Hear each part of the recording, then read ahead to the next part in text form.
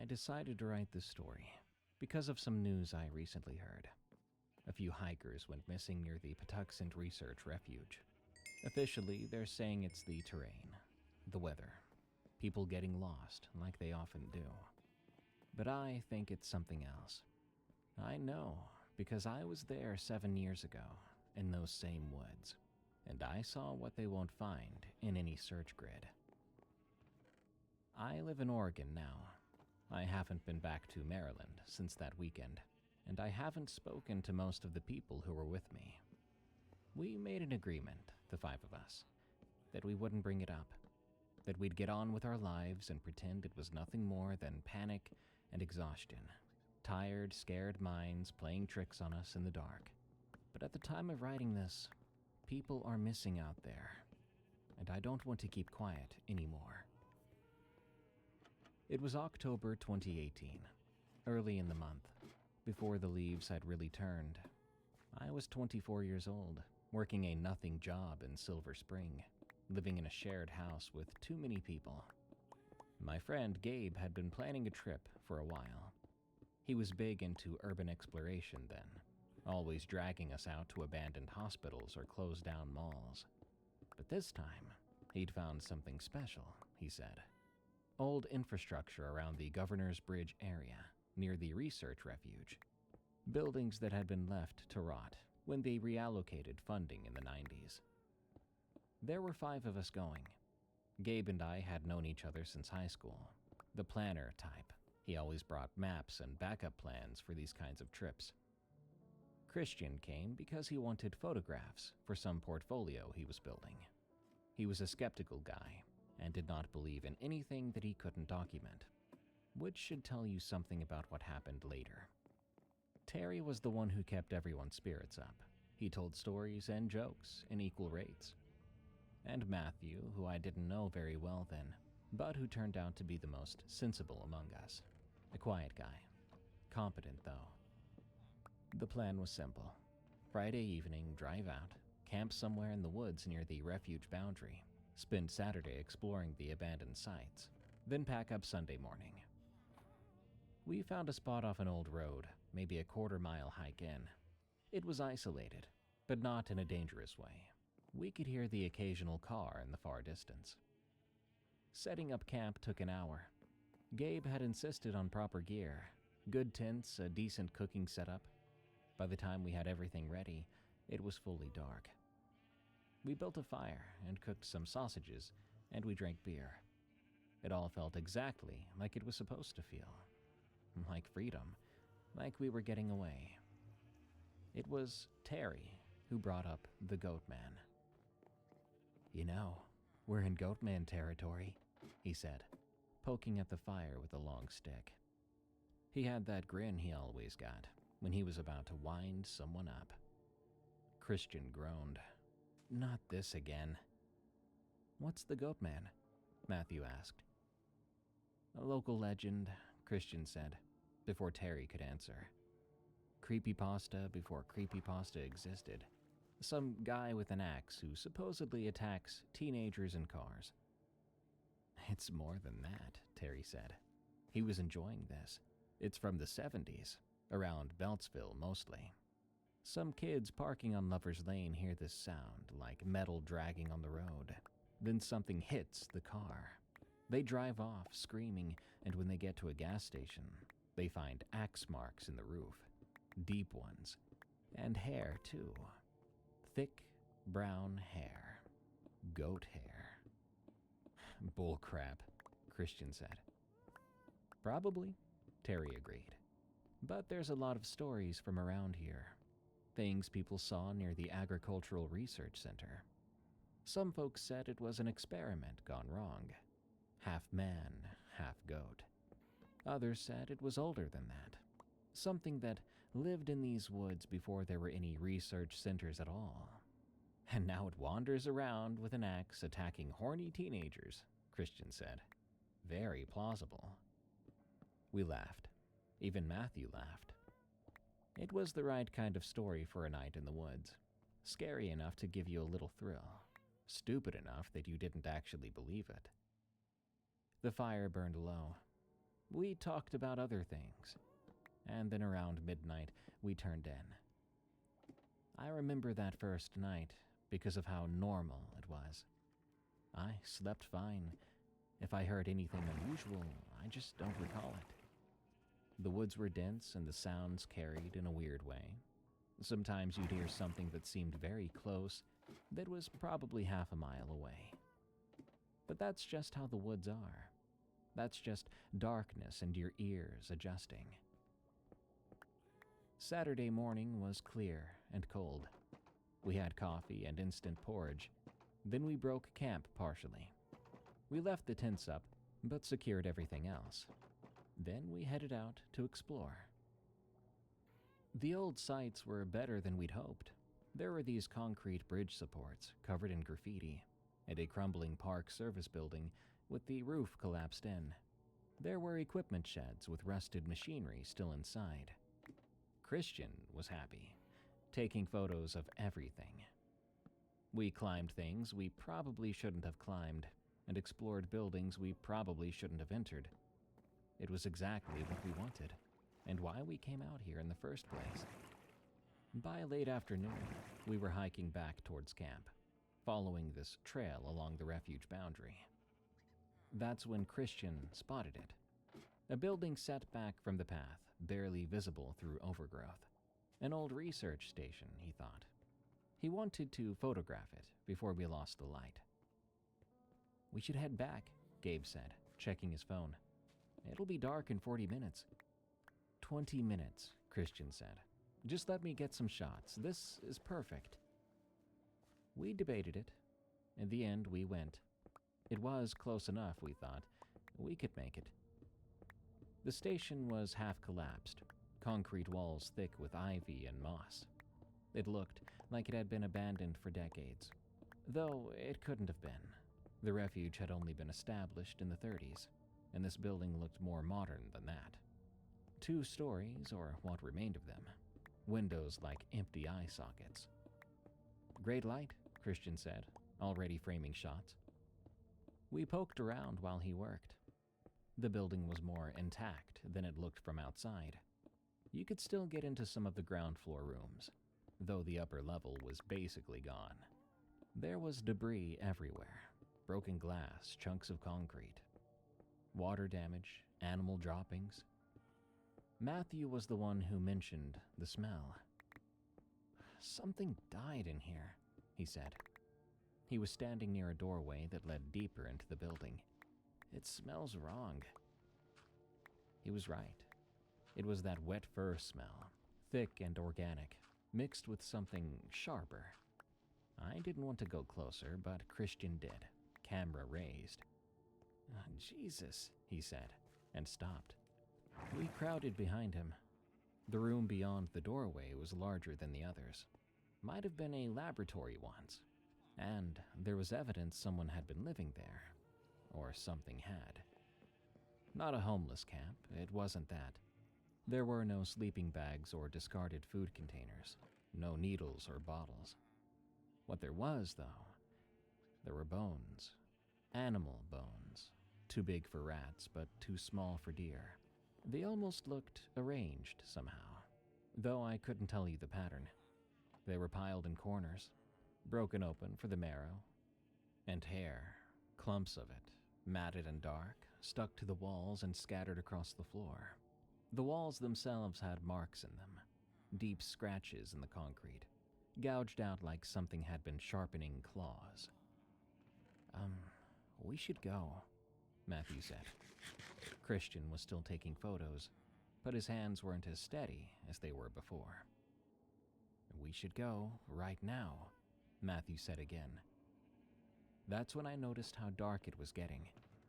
The light had that golden going gray quality that means you've got about 15 minutes before you're in real twilight. We'd been there longer than we should have been. We left in a hurry. Christian took a last few shots of the exterior, and then we were walking fast back along the trail, nobody doing much talking.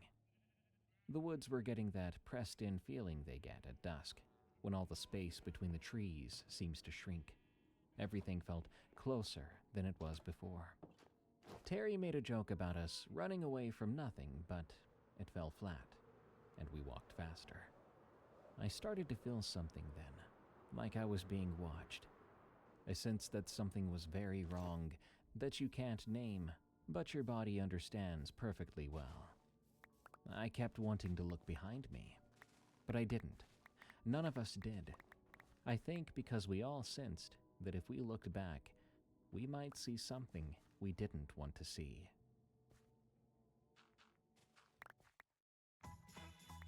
Stuff their stockings with a delicious... We made it to camp just as the light was going. Everything was fine. Our tents were untouched, our gear exactly as we left it. We got the fire going and cooked dinner, and the relief we felt was immense. We'd spooked ourselves, that was all. Old buildings in the woods at twilight, our imaginations running wild. We laughed about it, and Terry started telling jokes again.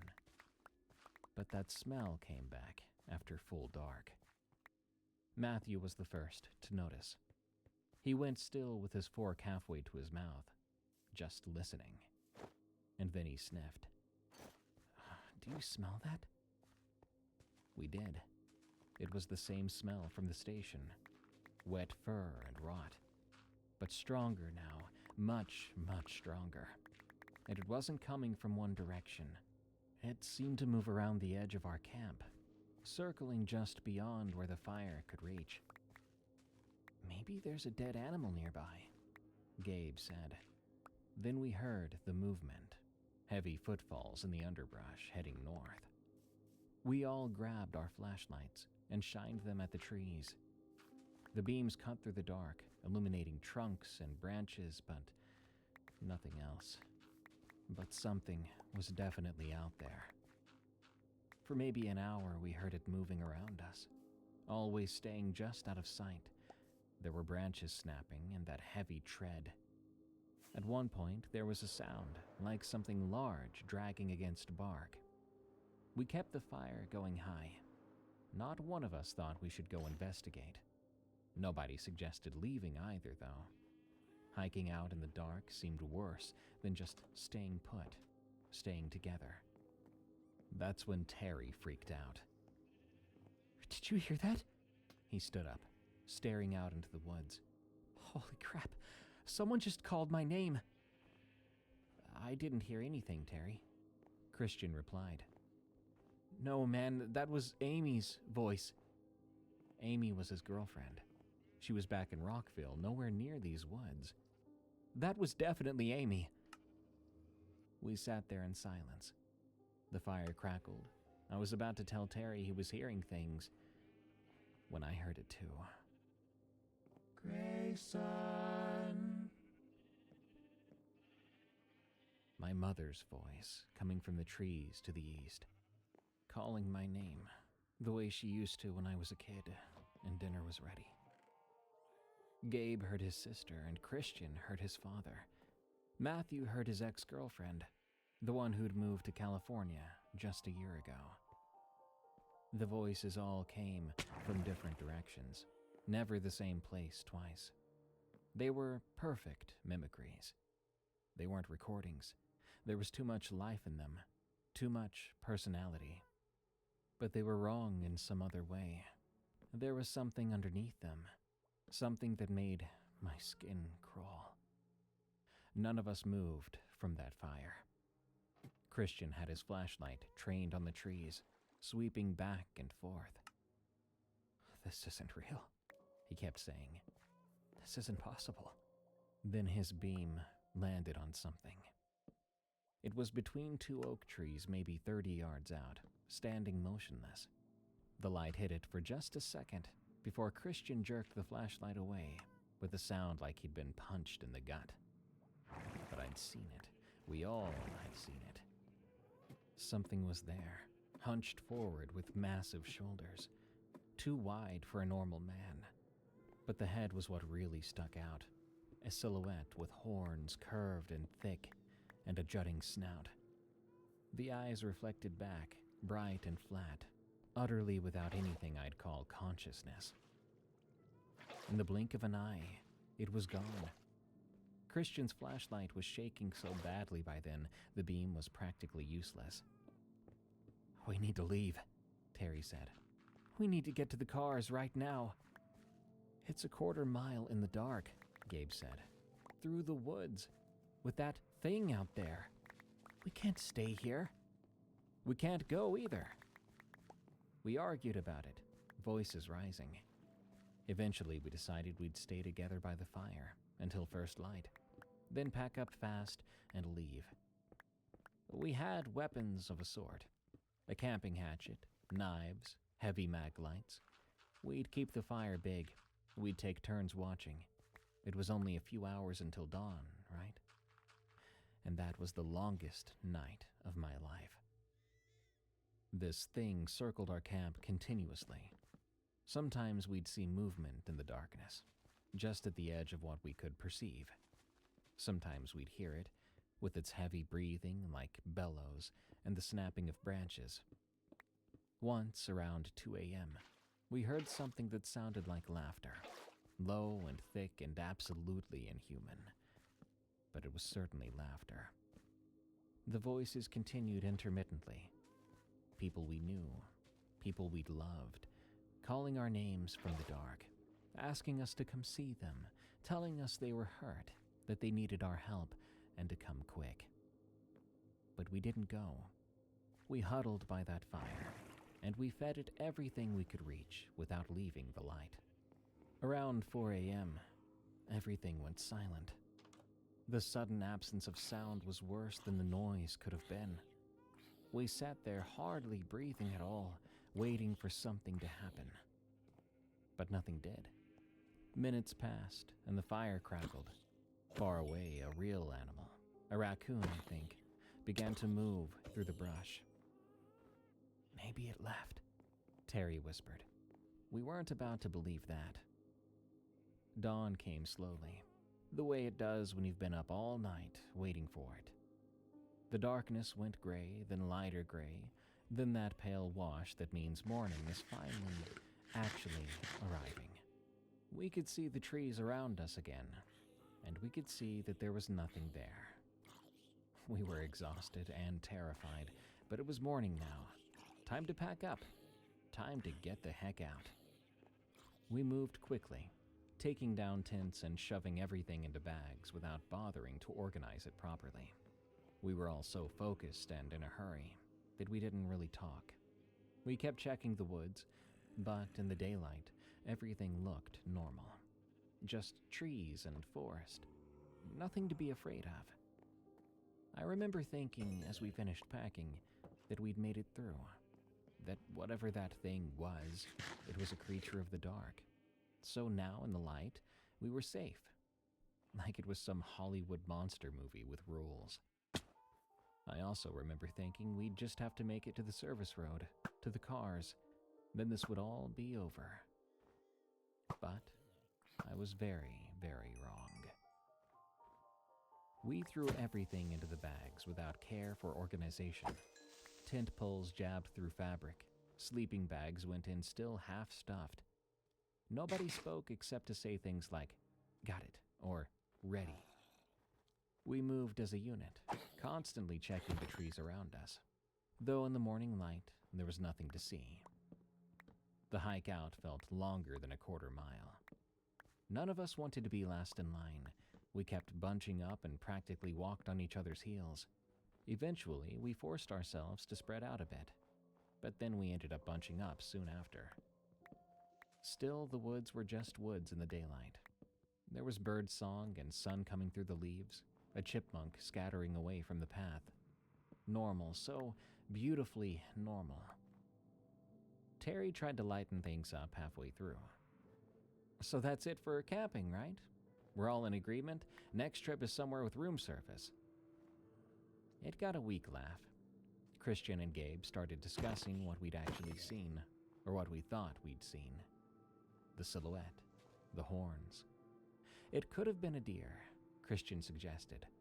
At worst, it could have been someone screwing with us, Gabe said. Matthew kept quiet. But then Matthew was always quiet.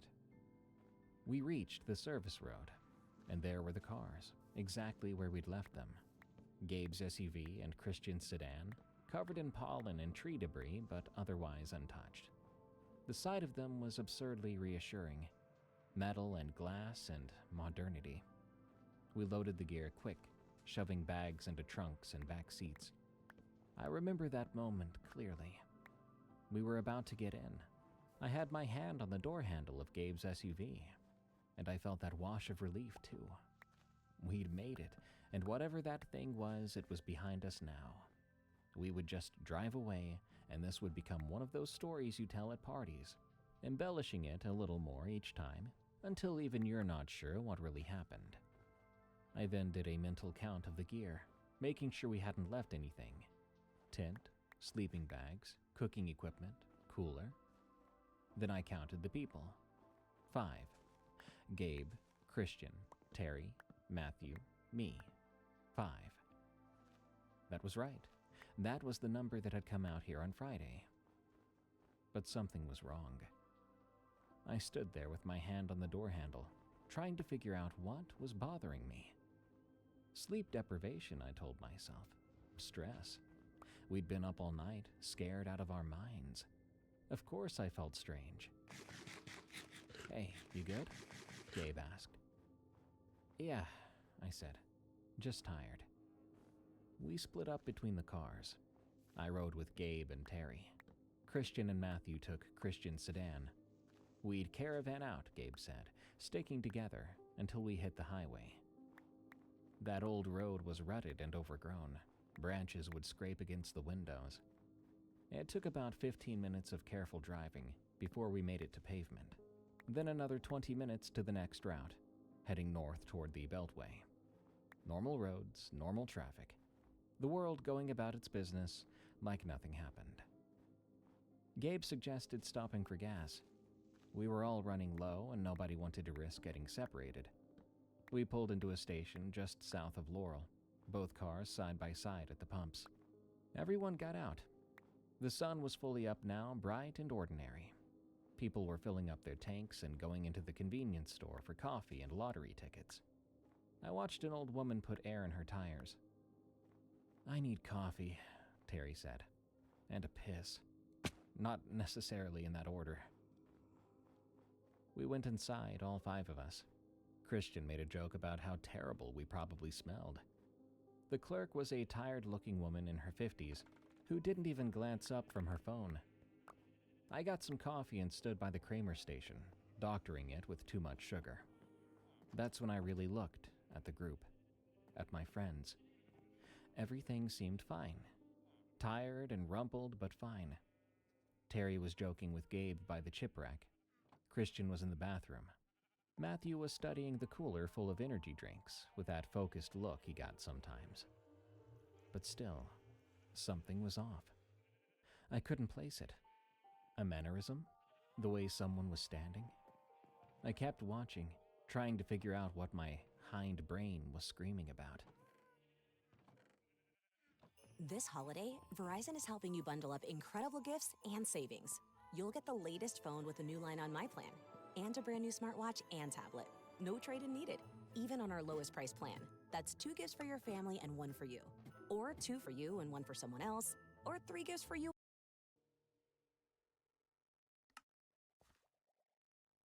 Back outside, pumping gas, Christian suggested breakfast. "We should probably eat something real," he said. "Make sure everyone's actually okay before we all head home." There was a diner just up the road. We agreed to it easily. All of us were hungry, and none of us wanted to be alone yet, I think. We followed each other there, 3 minutes away, pulling into the parking lot. It had that chrome and neon aesthetic that promised mediocre food and strong coffee. Inside, we took a booth near the back. We ordered eggs and pancakes and hash browns. The normalcy of everything was overwhelming. Menus and laminated tables and a waitress who called us hun. Less than 2 hours ago, we'd been in the woods, being stalked by something that shouldn't exist. Now we were in a diner, enjoying eggs and pancakes. We talked. Small talk at first, how terrible each other looked, how much sleep we would need to feel human again. Then, inevitably, we talked about what happened. I kept thinking we overreacted, Christian said. I mean, we saw something. But in the dark, with flashlights, your mind fills in the blanks. It could have been... It wasn't a freaking deer, Christian, Terry interrupted. I know what deer look like. I'm not saying it was a deer. I'm saying maybe it wasn't what we thought it was. And the voices? Gabe asked, quietly. Nobody had an answer for that. Matthew had been quiet, working through his eggs methodically. Eventually, he said, the worst part was when we heard it circling the camp, when Terry was on watch, and it got close to the tents. I looked up from my coffee. When was that? I asked. Around 1, maybe? 1:30? When you and Gabe were sleeping, and Terry was keeping watch. Matthew, I said slowly. You weren't at the camp at the time.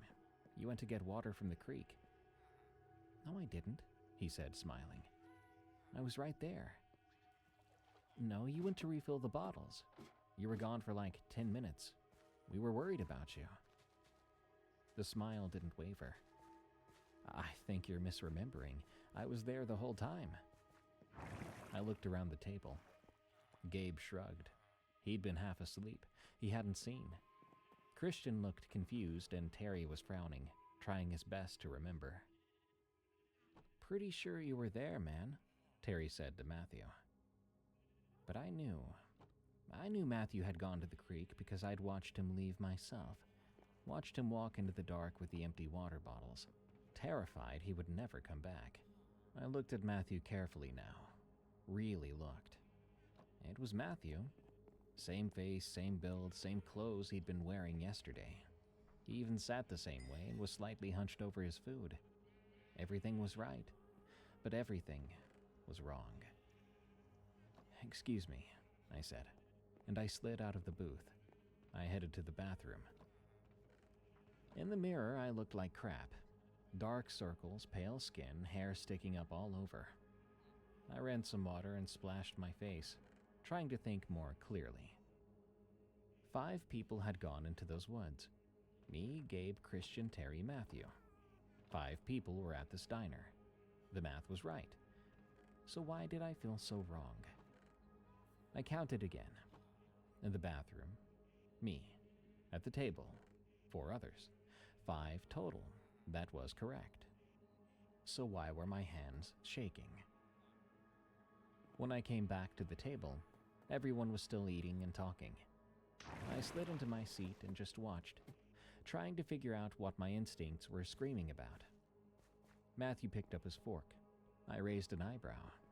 He held it the way a child would hold it, overhand. It was a small thing to notice. Maybe he'd always held his fork that way and I'd never noticed before. Then he smiled at something that Christian said, and the smile seemed a bit too wide. And his eyes. There was something in his eyes that wasn't quite right. Not obviously wrong, but off. I couldn't help myself. Matthew, I said, you remember that concert we went to in Baltimore? What was that band's name? He looked at me. Which concert? The one at the Auto Bar, 2 years ago. You spilled beer all over yourself. Oh, right, he said. That was, God, I can't remember the name. An indie rock band? Yeah. Local guys, right? Matthew and I had never been to a concert together. We barely knew each other before this trip. He was Gabe's friend from work. You're not Matthew, I said. The table went silent. Everyone stared at me. What? Matthew said, still smiling. You're not Matthew. Gabe leaned forward. Dude, what are you talking about? Have you gone insane? That's not him. That is not Matthew. Christian put his hand on my arm. Man, you've been up all night. You're exhausted. We all are. Look at him, I said. Really look at him. They looked. They saw Matthew, tired and confused, watching me, concerned. I think you need some sleep, Terry said quietly. Maybe we should take you to... Matthew and I have never went to a concert together, I said. That was a test, and he answered it. Maybe he just went along with it because you sounded so sure, Gabe said. I looked at Matthew, just looked at him, and he looked back, still smiling a too wide smile. Where is he? I asked. What did you do with the real Matthew? Oh God, man, I think you're having some kind of episode, Christian said. His hand was still on my arm trying to anchor me. Last night was screwed up, yeah, but we're all screwed up. But Matthew's right here. But I was certain now. The thing from the woods was sitting across from me, wearing Matthew's face. I need air, I said, and I pulled away from Christian. I slid out of the booth and walked fast toward the door. Outside in the parking lot, I leaned against Gabe's SUV, breathing hard. What was I supposed to do about this? Scream, "Help me, my friend's been replaced." Everyone would think I'm insane. Maybe I was insane. But if I wasn't, if that thing was really in there pretending to be Matthew, then the real Matthew was still in those woods, hurt or worse. The diner door opened. All four of them came out, walking toward me carefully, like I was a rabid animal. Hey, Gabe said gently. Let's talk about this. You need to see a doctor, Christian said. I'm serious, man. I think the stress... I'm fine, I said. I need to go back. Back home? No, to the campsite. I left something there. It was a lie. I'd never been good at lying, but I needed to search for Matthew. Needed to find him before. We're not going back there, Christian said flatly. No freaking way. Then I'll go alone. That's an even worse idea, Terry said. We argued, raising our voices in the parking lot of that diner, while other customers came and went. Gabe tried to mediate. Christian insisted I needed professional help. Terry just looked uncomfortable. Matthew, though, he stood slightly apart, watching everything go down, but not saying anything. Finally, Gabe sighed. Okay. I'll go back with you. We'll do a quick search, check the campsite for what you lost, and you'll see that there's nothing wrong. We can all go home and sleep this off. I'll go too, Matthew said. The words sent ice down my spine. You don't have to, I started. I want to help, he said. That smile again. We should stick together. Prepare to think bigger. Gain real-world experience. I looked at Gabe, trying to communicate something with my eyes. Don't let him come. But Gabe just looked too tired for this. He was also worried and slightly annoyed. Fine, Christian said. 3 of you go. Terry and I will just wait here. We'll give you 2 hours. If you're not back by then, we're gonna call the cops. Fair enough, Gabe said. So that was it. 3 of us would go back to those woods. Me, Gabe, and the thing pretending to be Matthew. We got in Gabe's SUV, me in the front passenger seat, Matthew in the back. Gabe started the engine. This is a waste of time, Gabe muttered, pulling out of the parking lot. There's nothing at that campsite. I watched Matthew in the side mirror. He sat very still, his hands folded in his lap. He looked out the window at the passing scenery. I knew 2 things with absolute certainty. That wasn't Matthew, and whatever it was, I was about to be alone with it in the woods. The drive back to that old road took 25 minutes. Neither Gabe nor I spoke much. Matthew said nothing at all. When we pulled onto the rutted dirt road, heading back toward where we'd camped, my stomach turned. Gabe parked near where we'd parked before. We got out. The woods were completely silent. "Let's make this quick," Gabe said. "What did you leave?" I couldn't remember what I'd claimed to have left, if I claimed anything at all. My mind was blank. Behind us, Matthew smiled. "Lead the way," he said softly. And we walked back into the trees. The hike back to the campsite was worse the second time. Gabe kept asking what I'd left behind, and I kept giving vague answers. "My backpack," I said. "Important stuff in it." He didn't push, but I could feel his frustration building. Behind us, Matthew said nothing. I kept turning to check on him. He was always there, maintaining the same distance, the same calm expression on his face. He was in no hurry, not worried one bit. We reached the campsite around noon. The fire pit was cold, full of white ash. Our footprints from the morning were still visible in the soft earth, but there was no sign of anything else. No sign of Matthew, the real Matthew. "Okay, where is it?" Gabe said. "What did you leave?" "I need to search around here," I said. "Can you help me look?" "Look for what?" "Just help me." He sighed but started walking the perimeter of our old site. I peered into the woods, looking for Matthew. Behind me, the other Matthew stood very still, watching.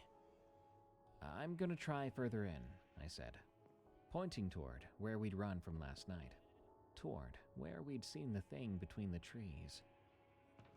"This is insane," Gabe said, but he followed. We pushed deeper into the refuge, off the trail now, moving through undergrowth. I kept my eyes open for Matthew, any sign or trace of him. Gabe was getting more irritated with each passing minute. This Matthew followed behind us like a shadow. I then found tracks in a patch of soft ground near a fallen log. They looked like large cloven hoofprints, pressed deep into the ground. Pretty recent. The edges were still sharp, not eroded by weather. "Look," I said to Gabe. He crouched down, studying them. "These are... what are these?" "You know what they are." The tracks led deeper in, toward a steep slope I hadn't noticed before. The ground dropped away suddenly, a ravine maybe 20 feet deep, thick with brush and vines. "We should go back," Gabe said. "This is crazy, Help." I heard it then, a sound from below, crying, moaning, something human in pain. "Did you hear that?" Gabe nodded, his eyes wide. We approached the edge carefully. I called down. "Hello? Is someone down there?" The sound came again.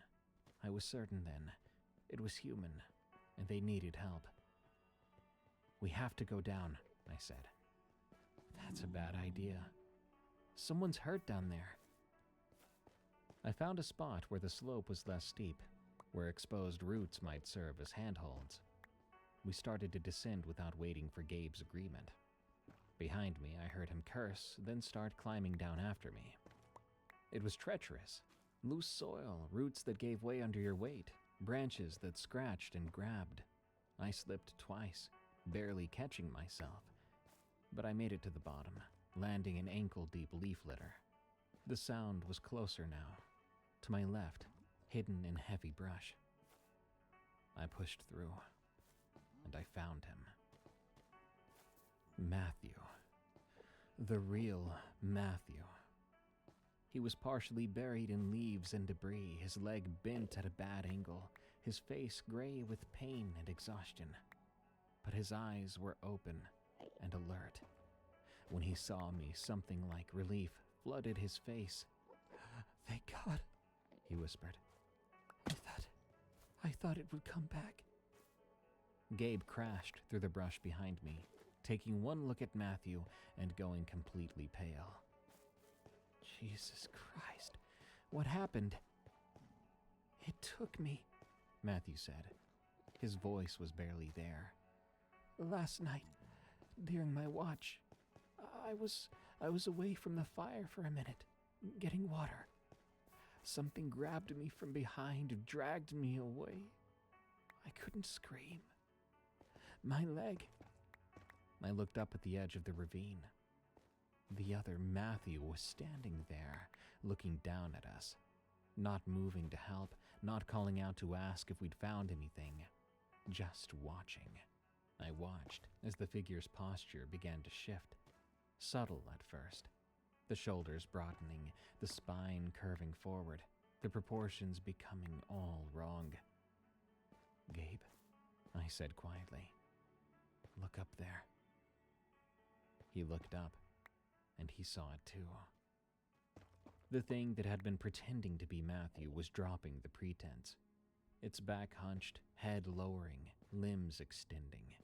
The human shape it had worn like a costume began to fall away. What the heck? Gabe breathed. What is that? It stood at the edge of the ravine, its true form revealed now. Bipedal, 7 feet tall, fur covered with massive shoulders. The head was goat-like, elongated snout and curved horns and all that. But its eyes were forward-facing like a predator's, like a human's. It looked down at us and made a sound that wasn't quite laughter, not quite the bleat of a goat, but something in between. It had been with us since we left the camp this morning, sitting in the diner, riding in Gabe's car, walking beside us through these woods. No signal, Gabe said, looking at his phone with shaking hands. I don't have any freaking signal down here. The goat man started descending the ravine, slowly, taking its time because it knew we were trapped. We have to move. We need to go somewhere now, I said. Gabe and I pulled Matthew up, supporting him between us. His leg couldn't take any weight. He bit back a scream as we started to move, crashing through the undergrowth along the ravine bottom. Behind us, the thing followed, not rushing. These were its woods, its territory. It knew every inch. The ravine opened up into a wider creek bed. We followed it, desperate for any path that led out. Matthew was in bad shape. His breathing was shallow and his weight became heavier between us. We were slowing down. We can't stop, Gabe panted. Keep moving. The creek forked ahead. One branch seemed to curve back toward the interior of the refuge, darker and more overgrown. The other looked slightly more open, might lead out toward the roads. We took the open one, staggering along it for 10, maybe 15 minutes. Matthew's head lolled against my shoulder. Then I realized we'd chosen wrong. The trees were getting denser. There were no signs of trails or roads, no signs of traffic. We were heading deeper into the refuge, not away from it. Gabe, I said, we have to go back. He was about to answer when we saw it. Ahead of us, blocking our path, stood the goat man.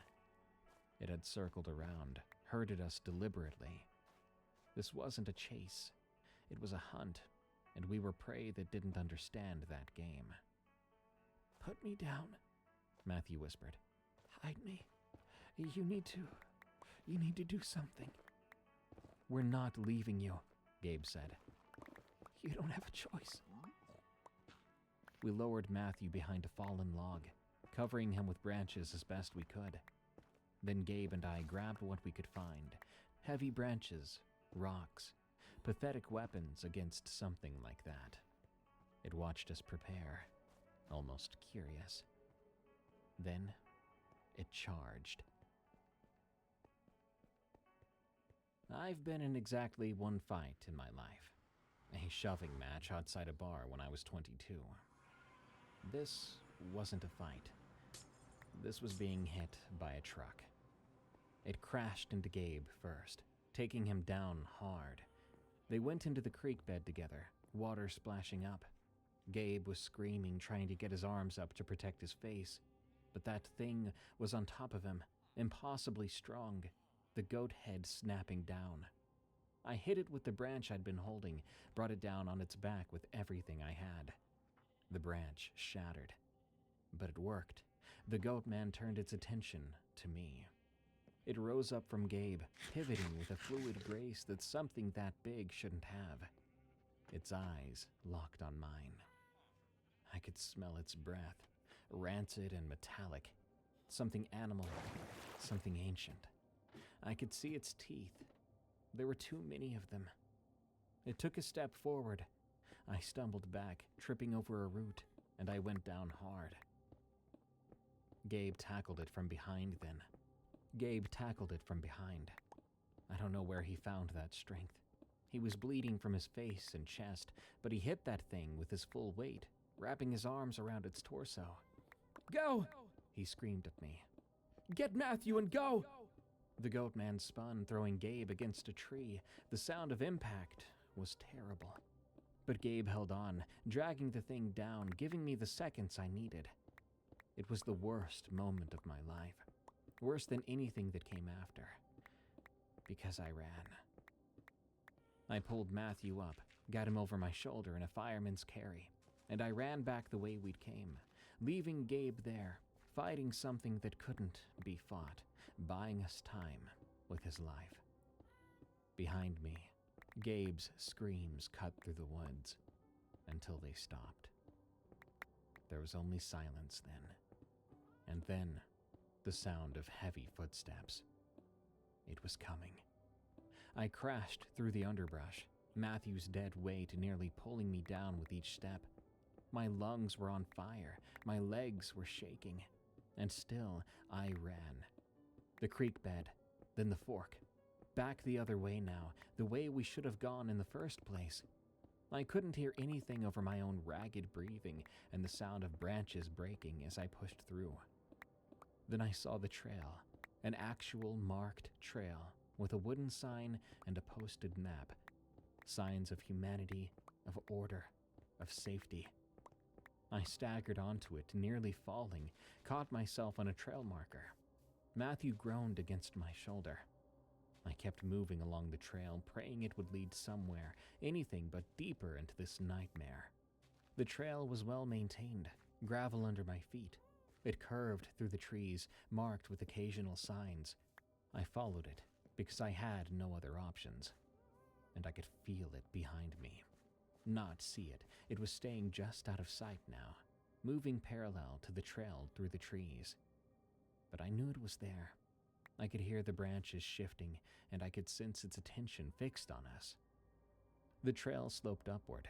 My legs were screaming, and Matthew was barely conscious. His breathing was shallow and fast. I climbed, one step after another, because stopping meant death. Finally, I saw pavement. The trail ended at a paved park road, empty but beautifully, impossibly real. Asphalt and painted lines and a metal road sign. I stumbled out onto it, went to my knees, Matthew sliding off my shoulder. I looked back at the tree line. It was there. The goat man stood at the edge of the woods, exactly where the pavement began. It was watching us. It wasn't moving forward. It couldn't, I thought, or it wouldn't. Something about the boundary of the forest, the hard edge of civilization, held it back. Was it because it was in its true form?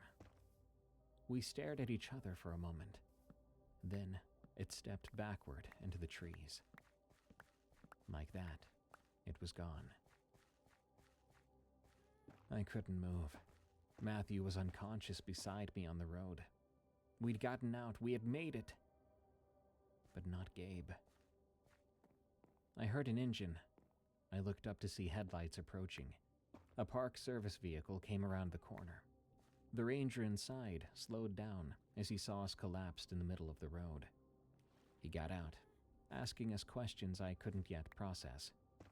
He asked if we were okay, what happened, if we needed an ambulance. I looked past him toward the woods, towards where the darkness between the trees, where something that shouldn't exist might be waiting, where my friend had died, buying us the time to escape. "There's someone else.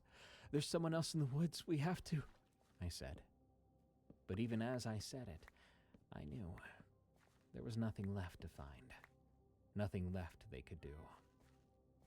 The ranger was on his radio, calling for medical support, asking our names and where we'd been. I looked at Matthew, still breathing but only barely, then back at the woods. I knew with absolute certainty that whatever had happened in there, whatever we'd encountered, the world was not going to believe us, could not believe us. The woods kept their secret, and one of them was Gabe. 15 minutes is how long it took for the ambulance to arrive, but that felt like hours. Matthew had stopped responding.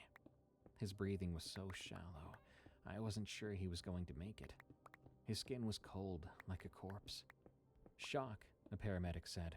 She tried to keep him warm with a blanket. EMTs worked on him. He was critical. They got him stabilized enough to move and loaded him up quickly. I was ambulatory, they said. Cuts and scratches, exhaustion, possible concussion, but I could walk. As the ranger pounded me with more questions, I answered. "Bear," I said. The lie was instinctive. "Bear attack. My friend, Gabe, he's still out there. There were 2 others, Christian and Terry, but they're waiting at the diner." "Where did this happen?" I tried to explain. The creek bed, the ravine, somewhere past the marked trails. Before long, my words weren't making sense. The ranger kept asking me to slow down, to breathe. They then loaded me into the ambulance with Matthew. As the doors closed, I got one last look at the woods. The trees were just trees in the afternoon light. Normal, seemingly innocent. But I knew better. At the hospital, Matthew went straight to surgery. He had a compound fracture of the femur, possible internal bleeding, severe dehydration. I was taken to an examination room where a doctor cleaned my cuts and checked me over. There were some bruised ribs, lacerations, exhaustion, but nothing life-threatening. Some police arrived while I was being stitched up. 2 cops, young and professional. They needed my statement about what happened. So I had to re-explain everything again. The female officer called it in, contacting the Laurel Police Department. She asked them to send over someone to the diner to check on the 2 men waiting there. She then came back into my examination room and said something that made my blood freeze. "Sir, the officers at the diner are confused. Your friends Christian and Terry are there, as you said, but so is Gabe. They said they've been waiting there since you left with Matthew." I stared at her. "That's not possible." "They're pretty certain. They say he's been with them for over 3 hours. He couldn't have been. He was with us. I watched him be attacked and..." She looked at her partner. The look said everything. I was in shock. I got a head injury. I was seeing things. "We need you to start from the beginning, please," she said carefully. So I did. Matthew pulled through, made a complete recovery, and you would never know what he had been through by just looking at him today. Terry and Christian are just fine. Still sometimes make fun of me for begging to go back to that god-awful clearing that day, just to get attacked by a bear. Gabe, though, he's a different story. It took me so long to trust him again. I'd watched who I thought was Gabe be attacked by the goat man. I'd heard his dying screams in the distance as I ran away. But when I saw him again in person, I was watching him like an interrogator, trusting nothing he did or said.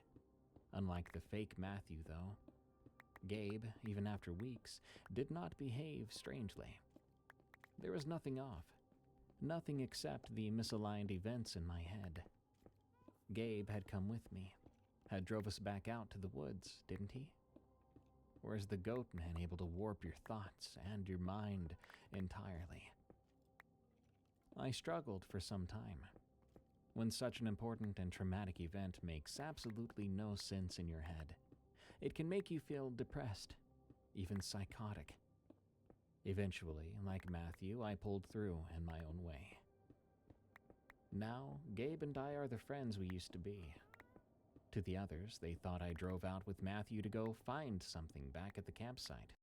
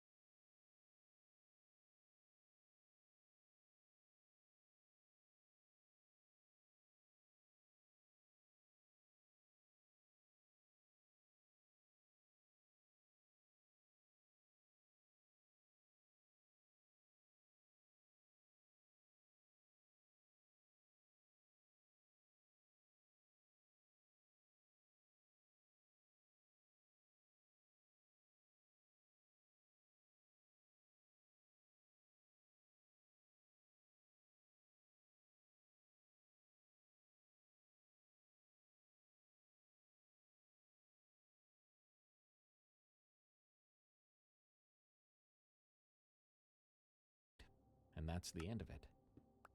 We've all agreed to stop bringing this up, likely just to keep my mental wounds from tearing back open.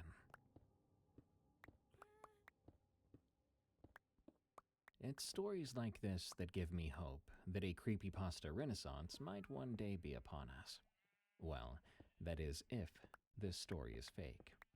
Like many stories people send me, the author of this story claims it's true. If it is, I hope you find peace from these horrible events. If not, thank you for a chilling story. Good night. Thank you for tuning in to another episode of Unexplained Encounters. I've been your host, Darkness Prevails, and you can get my new one and only coffee over at eeriecast.store. Make your morning something to fear with the Morning Brew. Also, be sure to rate and follow Unexplained Encounters on Spotify and Apple Podcasts, or your favorite podcast app. If you'd rather, you can just subscribe to me on YouTube at Darkness Prevails. Thank you.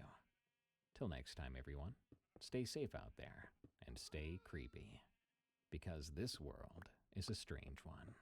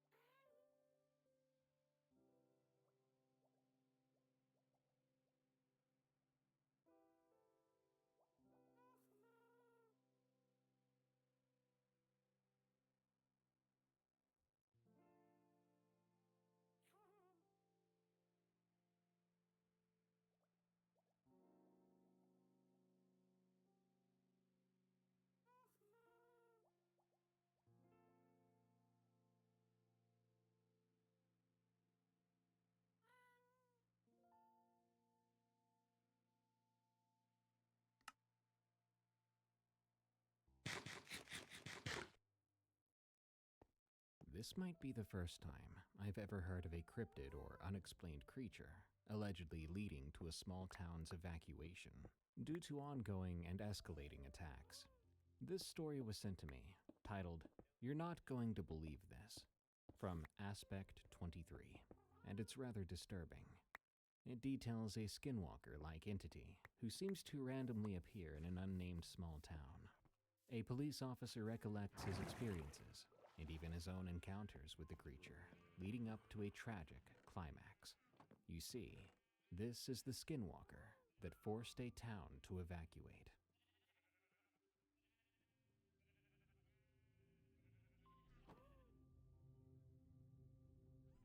I was a deputy sheriff in a small town in northern Arizona. The year was 2003. The town had maybe 600 people. I'd taken that job after some years working in Phoenix. My wife wanted our daughter somewhere safe, so we went to a small town. Quiet, boring, a good place to raise a kid. I'm not using the real name of the town, by the way. If you're from northern Arizona, you might be able to figure it out from the details, but I'm not going to make it easy. Some of the people involved still live in the area, and they don't want this dredged up. I left law enforcement in 2004, and I've kept quiet about this for 20 years. The first call came September 23rd. A woman on Juniper Road named Janet Holloway said someone had been looking in her windows at night. This happened twice. She saw a face at the kitchen window around 9 p.m. Whoever it was had to be standing on something, or they were very tall. She couldn't make out features, but the proportions seemed off, according to her. That's the word she used, off. I went out there, took a look around. I found some scuff marks under the window, but nothing clear. The ground was hard and rocky. I'm 6'1", and I had to stand on my tiptoes to see in that window properly.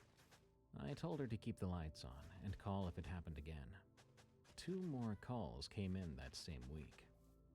A Mr. Rodriguez saw someone outside his bedroom window at 2 a.m. Said they were moving funny.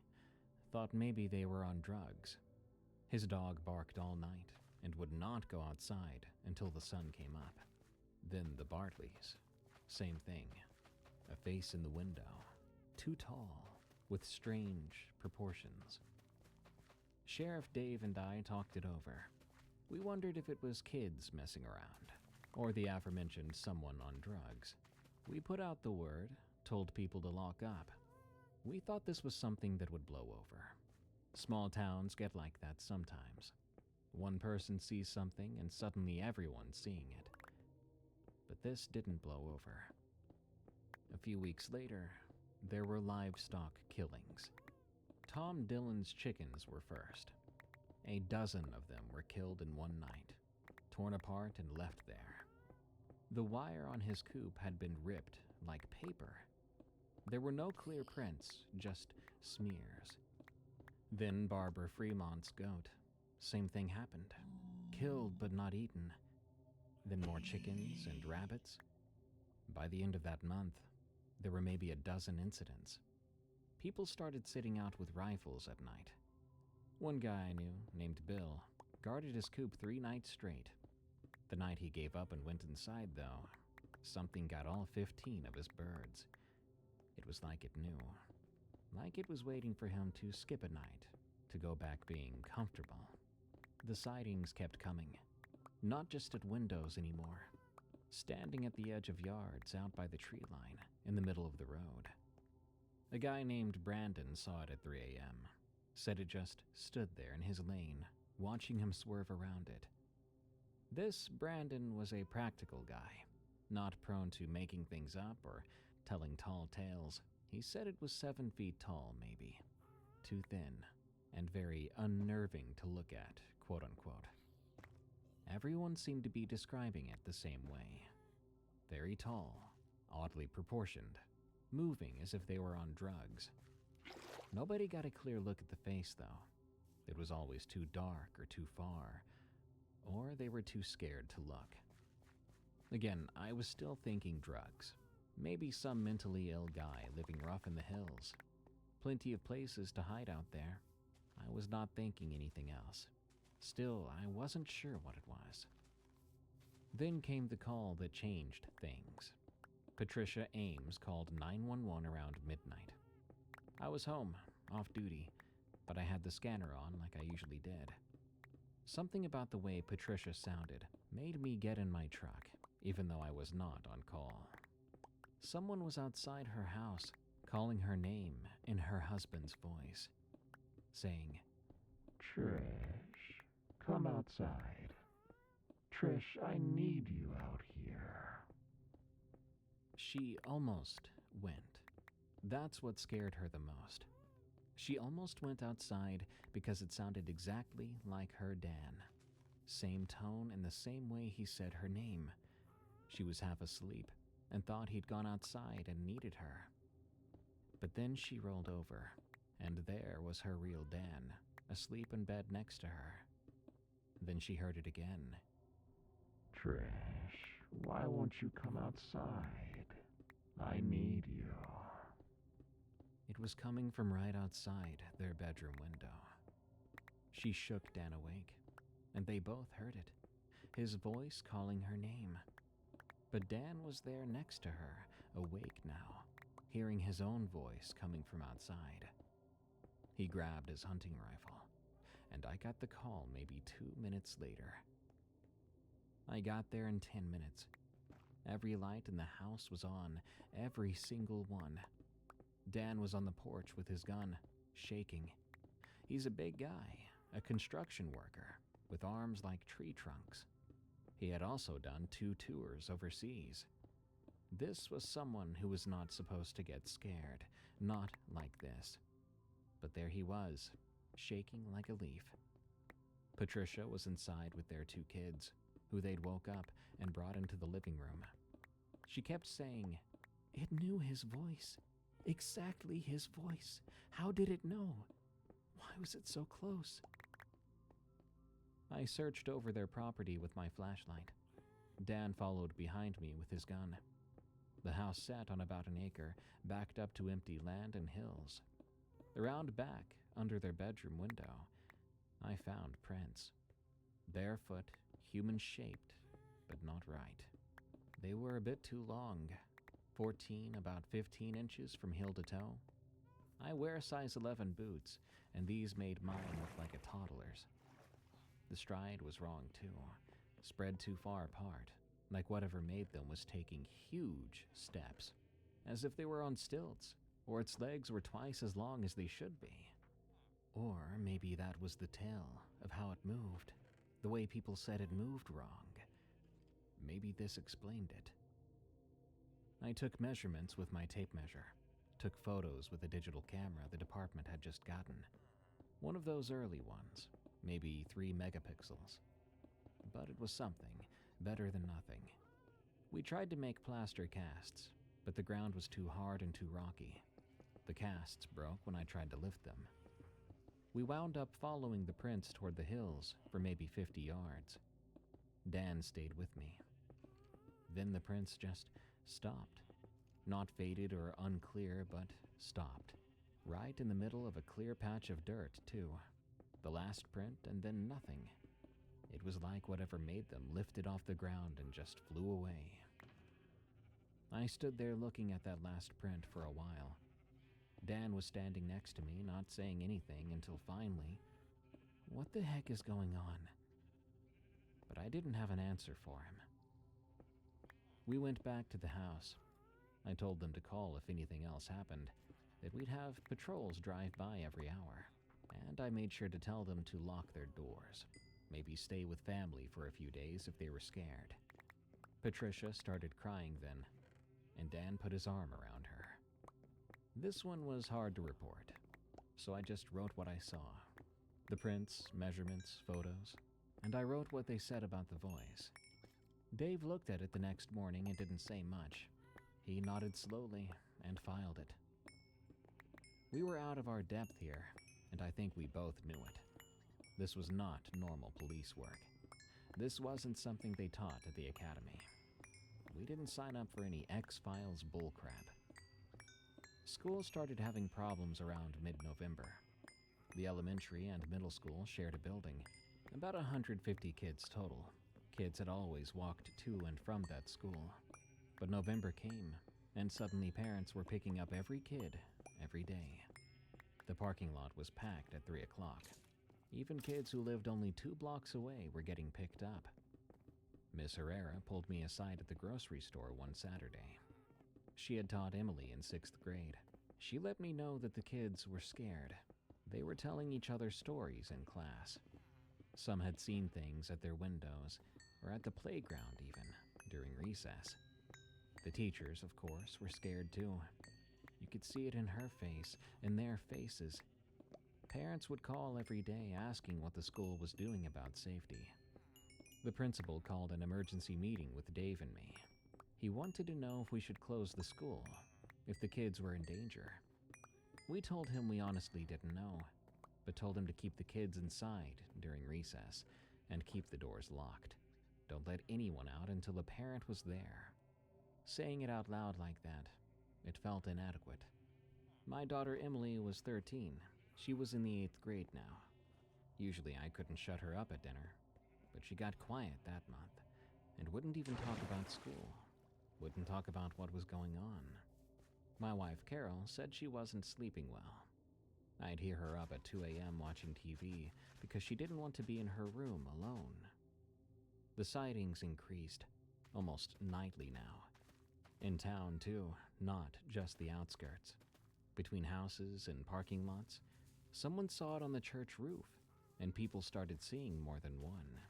On occasion, 2 figures standing together, sometimes 3 walking the ridgeline at dusk.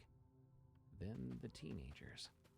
That same month, maybe the 16th or 17th, 5 kids went to the usual spot outside town, a clearing about 2 miles out, off some old back road, where kids went to drink around a bonfire. They were drinking beer and hanging out. The parents knew about it, but kind of looked the other way, as long as nobody was driving drunk. A small town thing, I guess. A girl named Sarah was one of them. She was 16, a junior. Her dad worked at the hardware store. A nice family, really. 5 of them went out there in Sarah's car around 9 p.m. that Saturday. Around 11 or 11:30, 4 of them came running back to town on foot. They'd left Sarah's car out there. They left everything. Their clothes were torn. One kid's face got all cut up from running through brush in the dark. These kids were terrified.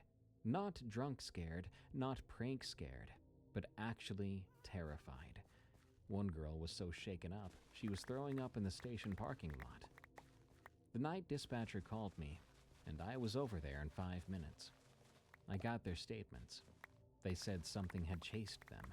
They'd been sitting around the fire, talking. Normal stuff, right? Around 11-ish, they heard something in the trees, something pushing past branches, moving around them out in the dark. They thought it was deer or elk, so they called out to scare it off. But their guest didn't leave. It kept circling them just outside the firelight. And then they saw it, standing at the edge of the clearing, just beyond where the fire lit things up. Something very tall and thin that was watching them. They all saw it. All 4 that made it back agreed on that.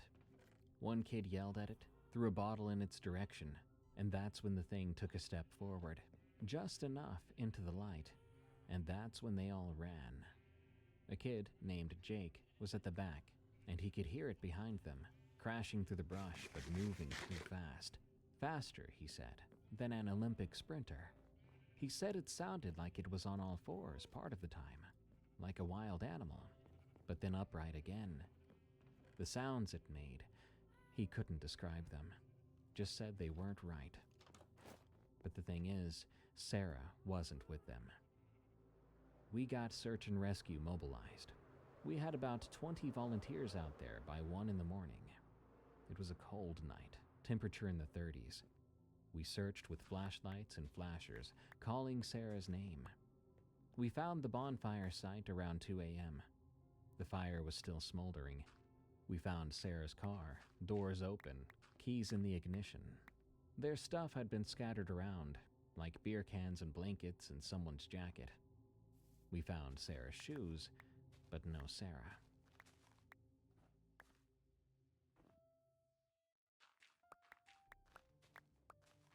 The search continued all night.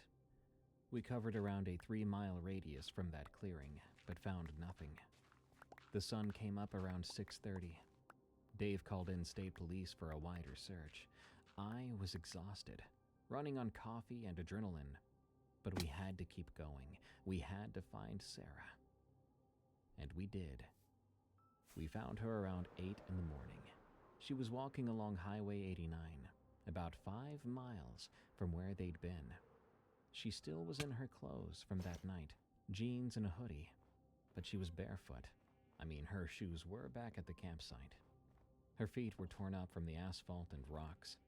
A trucker had spotted her and called it in. When we got to her, she was just walking, staring straight ahead, just walking north along the shoulder. We pulled up alongside her, called her name, but didn't get a reaction. She kept walking. I got out and walked up to her and said, "Sarah, honey, it's okay, we're here. You're safe now." But I didn't get anything from her. She walked right past me. Her eyes were open, but it was like she wasn't seeing anything. I gently took her arm to stop her, and finally she stopped. But even then, she didn't look at me. I got her in the car and drove her to the clinic. A Dr. Matthews was waiting. He checked her over while the parents drove in. They had been up all night with us searching. They didn't find any injuries except her feet, no signs of assault, and no drugs beyond a bit of beer from earlier. But she still wouldn't talk and wouldn't react to any questions, not even to her parents when they arrived. Her mother was crying, trying to get Sarah to look at her, saying, "Baby, please, say something, please." Sarah's dad stood there with his hand on his daughter's shoulder, looking hollowed out. I'll never forget that look, that scene. They took her to the hospital and kept her there for 3 days. They ran all sorts of tests. Physically, she was fine except for her feet. Mentally, doctors said dissociative state, trauma response, but she wasn't coming out of it. She had come back, but still wasn't talking. Not to doctors, not to her parents, not to us. It was like something inside her had been shut off. Her mom called me twice that week, asking if we'd found anything else, something we'd missed that may explain this. She especially wanted to know if anyone had been arrested yet. I had to tell her no. We didn't have anything, didn't know where Sarah had been those 8 or 9 hours, and didn't know what she saw. Sarah couldn't, or wouldn't, tell us. Last I heard, years later, Sarah still doesn't talk about that night. Someone told me she moved to California and now works in an office somewhere, living a normal life. Yes, she started talking again eventually, but never about that night. Whatever she saw, whatever happened to Sarah, she's kept it locked up inside. That hit me pretty deep, because my daughter Emily was close to her age, just a few years younger. They went to the same school. Emily knew Sarah from around town. After Sarah came back and everyone saw how okay she wasn't, that's when Emily started having real nightmares. She woke up screaming one night. I didn't know how to handle that. Then she started to ask me to stop going out on night shifts. She would cry when I had to leave for work in the evenings. I sat her down and explained to her that this was my job, that I had to help people and keep them safe. But I understood that. I was scared too, but I wasn't allowed to show it. I couldn't let her see how scared I was, because that would make everything worse. So I hugged her, and I told her it would be okay, that I would be careful, and I would come home. Then every night I'd go out there and patrol the streets that felt so wrong now, looking for something that I didn't understand, something that was completely unexplainable and couldn't be fought. By Thanksgiving, that town felt like a different place entirely. A good third of those kids stayed home from school now. Some pulled out entirely for homeschooling. The grocery store was empty during evening hours. Everyone was doing their shopping during the day. Bars and the diner closed early now. Nobody wanted to be out after dark, if they could help it. Town meetings got real heated. We had one right before Thanksgiving, and it was chaos. People were screaming at the mayor, at Dave, even at me, demanding answers we didn't have yet. and demanding we do something. But what were we supposed to do? We had patrolled, investigated, called in state police. The state had sent in a couple of detectives who spent a week in town interviewing people and looking at evidence. They didn't find anything we hadn't already found. There were no answers we didn't already have. One guy stood up and said we should organize armed patrols, civilians taking shifts. Another guy said, just burn the hills, smoke out whatever was living out there. Someone else said we should call in the National Guard. It was panic, pure panic. And I understood it because I felt it too. But all I could do was stand there next to Dave and the mayor and pretend I had it under control, when I absolutely did not. The mayor made more calls to the state, to the governor's office, to anyone who'd listen, asking for help and resources for anything. We got sympathy, but not much else. What were they supposed to send, though? We couldn't even tell them what we were dealing with.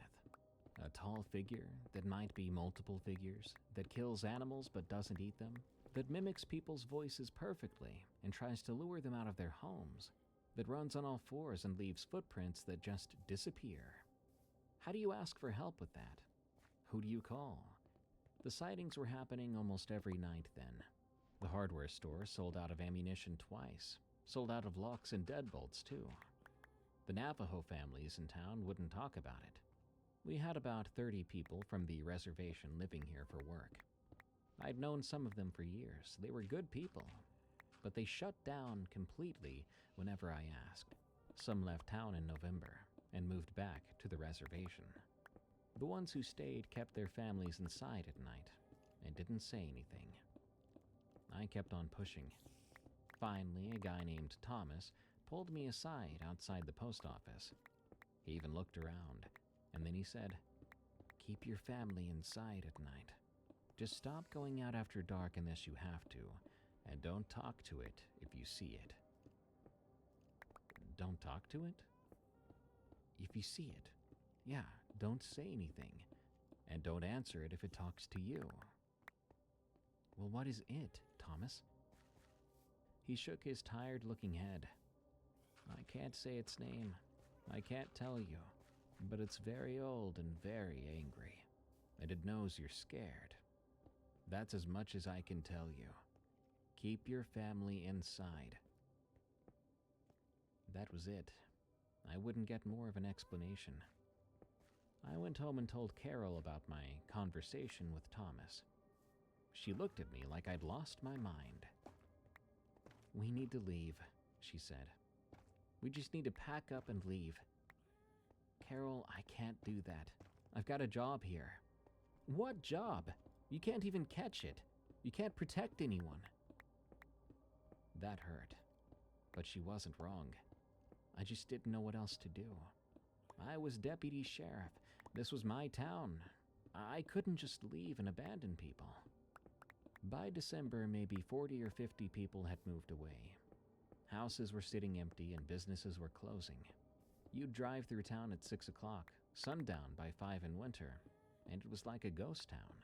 The streets were empty and houses were dark. The people who were home, all the lights were on inside. Everyone would lock themselves in after dark, waiting for morning. At this point, Emily was making a bed on our floor every night, and Carol stopped arguing. We were both exhausted, scared. Carol would talk about leaving every few days, moving back to Phoenix or New Mexico, where her sister lived. Maybe after the holidays, we would decide, I told her. Maybe it'll get better. But I didn't believe that, nor did she. Then things got worse. There were break-ins while people were home. Someone called one morning, saying someone had been in her house during the night. She'd woke up around 3 a.m. to use the bathroom when she noticed her kitchen light was on. But she never left it on. She went downstairs and found the back door wide open. There was food on the counter too, like someone had made themselves a sandwich and just left everything out. Nothing was stolen. The TV was still there and her purse with cash in it was still on the table. But things had been moved around. with books pulled off shelves and cabinets opened. Her couch cushions were flipped over. It was like someone had gone through her house looking at things, touching things, possibly searching for something. I went over there that afternoon and checked her back door. There were no signs of forced entry. She said she was sure she'd locked it, though. I believed her. This woman in particular was a careful individual. She lived alone and had to be. I did find muddy footprints on her kitchen floor, but they were smeared, and I couldn't make much out of it. But I had to take photos anyway. "Why would someone do this?" she asked me. "They didn't take anything. They just went through my things." I told her I didn't know, but I did recommend she get better locks, and if she started to feel unsafe in her own home, it might be best to move in with family for a while. She said she might, and 2 days later, she moved to Prescott to live with her daughter. I don't think she ever came back. There were 3 more break-ins that week, and of course, the patterns were the same. The door would be left open and things would be moved around. Sometimes food was left out or eaten, but nothing would be stolen. One man said someone had been through his closet, messed with individual articles of clothes, and left them on the bed. Another family found muddy footprints throughout their house going into every room, but all the windows and doors were still locked. They could not figure out how anyone got in, and I couldn't either. Dave and I started to patrol more at night, but even though the town was small, between the 2 of us, we couldn't be everywhere.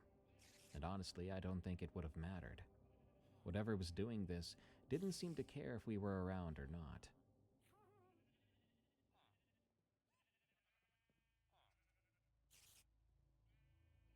Then there was what happened to Edward. One night mid-December, a man named Edward called 911 around 10 p.m. Edward was an elderly man and lived alone in a house on the east side. He was about 75 years old. His grandson was Jake, one of the kids who had been with Sarah that night. Edward's voice on the call was shaky. He said someone was in his house right now, walking around downstairs. He had locked himself in his bedroom and pushed his dresser against the door. I was there as quick as I could be, and Dave was right behind me. We went in with our weapons drawn and flashlights on. The front door was wide open, the cold December air blowing in. The house was dark, except for a light upstairs where Edward was. "Police! Anyone in here? Make yourself known," Dave called out. But there was no sound, no movement. We cleared the first floor. Living room, kitchen, bathroom, nobody. But of course, we found the muddy prints. Going through every room, up and down the hallway. The prints we'd been seeing in other people's homes. Long feet, wide stride. Some of them looked like they'd been made by someone on all 4s. "Upstairs," Dave said, and gestured with his head. We went up slowly. Edward's bedroom door was closed, with the dresser wedged against it from the inside. We called to him. "Edward, it's Sheriff Dave and Deputy. We're coming in." We heard him move the dresser. He struggled a bit. Then the door opened and Edward was there with a baseball bat and hands shaking. He looked afraid. "It was down there," he said, "walking around. I heard it going through my things and opening cabinets. It walked past my door 2 times. I could hear it breathing." We searched his whole house, checking every room, every closet, under beds in the attic. Nothing. But the prints were everywhere. Whatever had made them had been exactly where Edward had said. Edward packed his bag that night, didn't even wait until morning. He said he was too old for this, and his son drove up from Flagstaff and took him home. In January, he put his house up for sale, and it sat empty for years. Nobody wanted to buy it. More incidents followed. One family barricaded themselves in their bedroom while they heard footsteps downstairs. A woman who heard someone opening and closing doors all through her house at 2 a.m., but when her husband went to check, he found nobody, but did find wet footprints on the floor. As things steadily escalated, more families left. It was like every week, another family would pack up and go. The school was down to maybe 80 or 90 kids then, down from 150. The diner closed down. The owner said she couldn't keep it open when nobody came in after 4 p.m. We had to bring the state police back in. 4 guys up from Phoenix helped to investigate. They set up some kind of command post at the station and interviewed more people, looking at all our reports and evidence. They brought in dogs this time to track whatever was leaving those prints. However, the dogs behaved strangely. They didn't want to track these tracks. One of the officers said he had never seen anything like it. The dogs would get to where the prints stopped and sit down and start whining. They would not go any further. One of the state guys, a detective named Rich, asked me privately what I thought was going on. I told him the truth. I didn't know. He looked at me and then said, "I've been a cop for 23 years. I've seen a lot, but I've never seen anything like this. This combination of reports and prints and witness statements, it's just nonsensical. Don't I know? What do you think it is, though? I wish I knew, but it's happening. It's real, and something's gotta happen." He nodded. "Yeah, I just don't know what." They stayed a week, then left, once again finding nothing that we hadn't already found. But before he left, Rich did pull me aside again, letting me know that this wasn't safe and that I needed to protect my family. He looked more freaked out than he had initially. Little did I know how right he was. Things were about to get personal. I'll never forget it. December 18th, 2 in the morning. I was called out to the hardware store. A silent alarm had been set off. These alarms can be sensitive. Sometimes a mouse can set it off. Sometimes a shift in the temperature. But we have to respond every time. I was on night shift anyway, patrolling the empty streets. I drove over there expecting nothing, expecting to just reset the alarm and go back to patrol. I pulled into the parking lot, and everything seemed normal. The store was dark, no broken windows, so that was a good sign. The doors looked secured from what I could see. I radioed in that I was on scene and checking things out. I grabbed my flashlight and got out. It was really cold that night, maybe mid-20s. My breath fogged up in the air. It was around then that I saw it. Standing at the far end of the parking lot, had to be 70, maybe 80 feet away, near the edge where the pavement met the dirt. Just standing there, tall, really, really tall. Even from that distance, I could tell it was too tall. Seeing it for the first time myself, I remember thinking, I'll be damned. That whole thing about the proportions was exactly right. Its head and its limbs didn't match a human body. The parking lot lights didn't reach that far, but I could see its silhouette easily against the slightly lighter sky. My heart skipped a beat. This was it. This was what everyone had been seeing. This was what was causing the chaos in our town. "Hey!" I called out, a mixture of excitement and terror flowing through me. "This is private property. Police, I'm going to have to ask you to identify yourself." The figure didn't move, and it said nothing. But I knew it was watching me. I could feel it, even if I couldn't see its face. I started to walk towards it, hand on my weapon and my flashlight up. "I said identify yourself. Step into the light where I can see you." It remained motionless, like a badly made humanoid statue. And with each step I took closer, it looked less and less right. I recall in that moment focusing really hard on its neck, like the neck itself was what disturbed me the most. It was thin and long, far longer than what a human neck should look like. I think in these types of situations, we all sort of fixate on a certain thing. the specific part that drives the most fear in us, and for me it was that cartoonish neck. I was maybe 40 feet away from it when it dropped to all fours.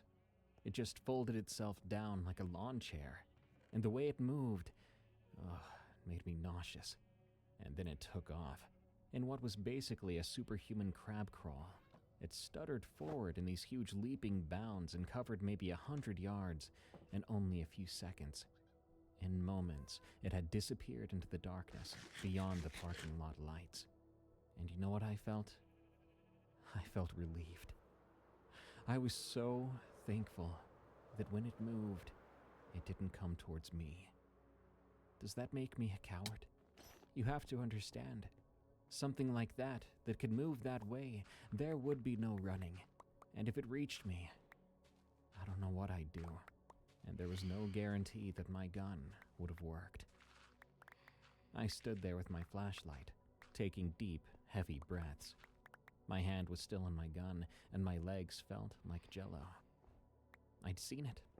I'd actually seen it for the first time. And I was so sure. This was no person. It wasn't even an animal.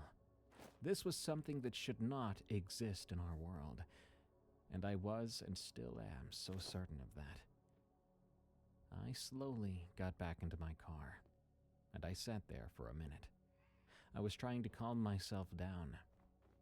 When I was able to, I picked up the radio, and I spoke. "Dispatch, I've got a suspicious individual at the hardware store, fled on foot into the hills, requesting backup." Dave showed up 15 minutes later. I was standing in the parking lot with my flashlight. I was not about to go check those hills alone. Dave got out of his car and looked at me. "Good Lord, man. You look like you just watched a massacre happen." I saw it. His expression shifted. "You did? Clearly?" "Yeah. Well, clearly enough." "Who was it? What was it?" I don't know, Dave. The way it moved. It dropped to all fours and just took off, faster than any living thing I've ever seen. Nothing should move like that." Together, we searched the area with flashlights. We found prints in the dirt where it had been standing. We followed them about 100 feet out, and I bet you can guess what happened next. They disappeared, right into the rocky ground. The two of us stood there like fools, holding our flashlights, wondering where the footsteps would have gone. Dave took off his hat, crumpled it up, threw it on the ground. Then he cursed out loud, before saying, "I don't know what to do about this. Maybe we should think about evacuation. Official evacuation." "On what grounds? Some unknown animal? A person in a costume? What do we tell the state?" "We tell them what's been happening. The truth." "The truth sounds insane, Dave. The truth is a damn monster is haunting people's properties and homes and their lives. A monster that gets in wherever it wants, whether your door is locked or not." He didn't argue.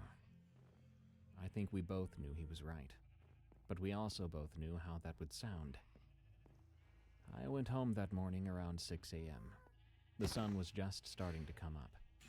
Carol was in the kitchen making coffee, and Emily was still asleep. I hadn't yet told Carol what I saw. I wasn't ready yet. She was scared, and so was Emily. If I was going to broach this subject, it would have to be carefully and at the right time.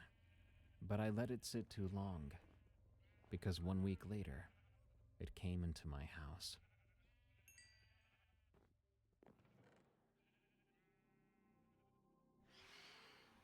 We'd had a quiet Christmas. Probably extra quiet, with everything that was going on. Emily got books she wanted, a new jacket. We tried to make it normal and exciting for her, but you could feel the tension in our own house. Carol barely spoke to me. She wanted to leave, and I kept saying, "Not yet. Just a little longer." That night, around 9 p.m., Emily screamed. I was downstairs watching TV. Carol was reading in bed. That scream was pure terror, the kind that makes your blood freeze in your veins. I ran upstairs, praying that everything was okay. Carol was right behind me. Emily's door was open, and she was standing in the middle of her room, shaking and pointing at the window. "It was there," she said. "It was looking right at me. Daddy, it was looking right at me." I looked at the window. The curtains were open, but I couldn't see anything outside. It was dark, and the room lights were on, but I believed her. God help me, I believed her instantly. I grabbed my shotgun from our bedroom, and I ran downstairs, out the front door. Carol was yelling something behind me, but adrenaline in my ears drowned it out. I ran around the side of the house where Emily's window was, flashlight in one hand, shotgun in the other. Nobody was there. I swept the area with my flashlight. There was the yard, the trees, the side of our house, but nothing else. However, in the dirt under Emily's window, there were prints. Fresh, the exact ones we'd been finding for so long. And they were right there, under my daughter's window. I searched the entire property, checked every shadow, every corner. But that thing was gone. Whatever it had been, it was gone. It came here, did what it wanted to do, apparently ruining our feeling of safety, and left. I went back inside. Emily was in our bedroom with Carol, crying now. Carol looked at me with this expression I'd never seen before. Not anger, not fear, but resignation. "That's it," she said. "We're leaving. Tomorrow. I don't care about your job. I don't care about the house. I don't care about any of it. We're leaving. You're welcome to join us." I wanted to argue, to say we couldn't just abandon the town, that I had responsibilities, but looking at Emily, looking at how scared she was, I couldn't say anything else. I could not ask either of them to stay here any longer. Okay, we'll go. Emily didn't sleep in her room that night. She didn't sleep in a pallet in the floor. She slept in between us in our bed, like she was a scared 7-year-old all over again. And all the lights in the house stayed on that night. I didn't sleep at all.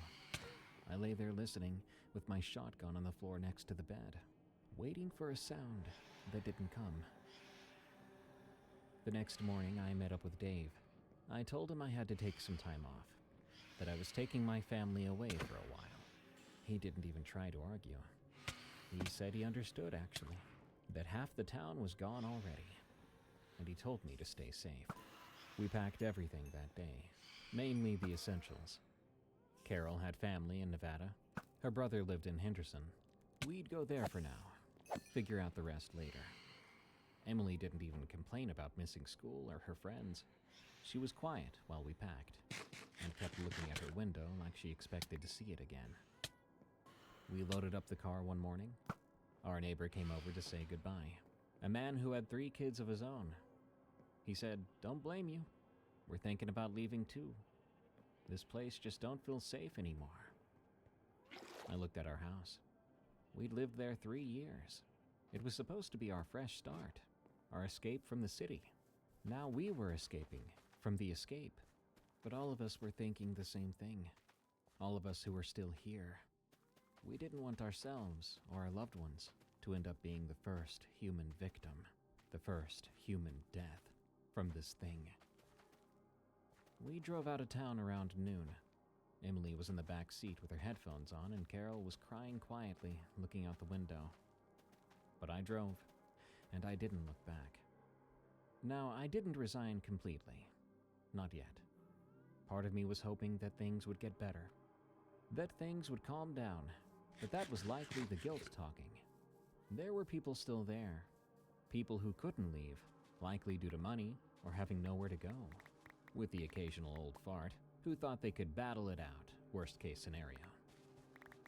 When we arrived at Henderson, Mike had prepped his spare room for us to stay in. It was awkward having Carol explain everything to him in vivid detail. I listened to just how crazy it sounded. But he didn't question anything. He let us stay, no problem. That first night in Henderson, Emily actually slept in her room.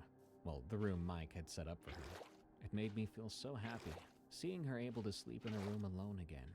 That night in our bed, Carol turned away from me and cried more. "I'm sorry," I said.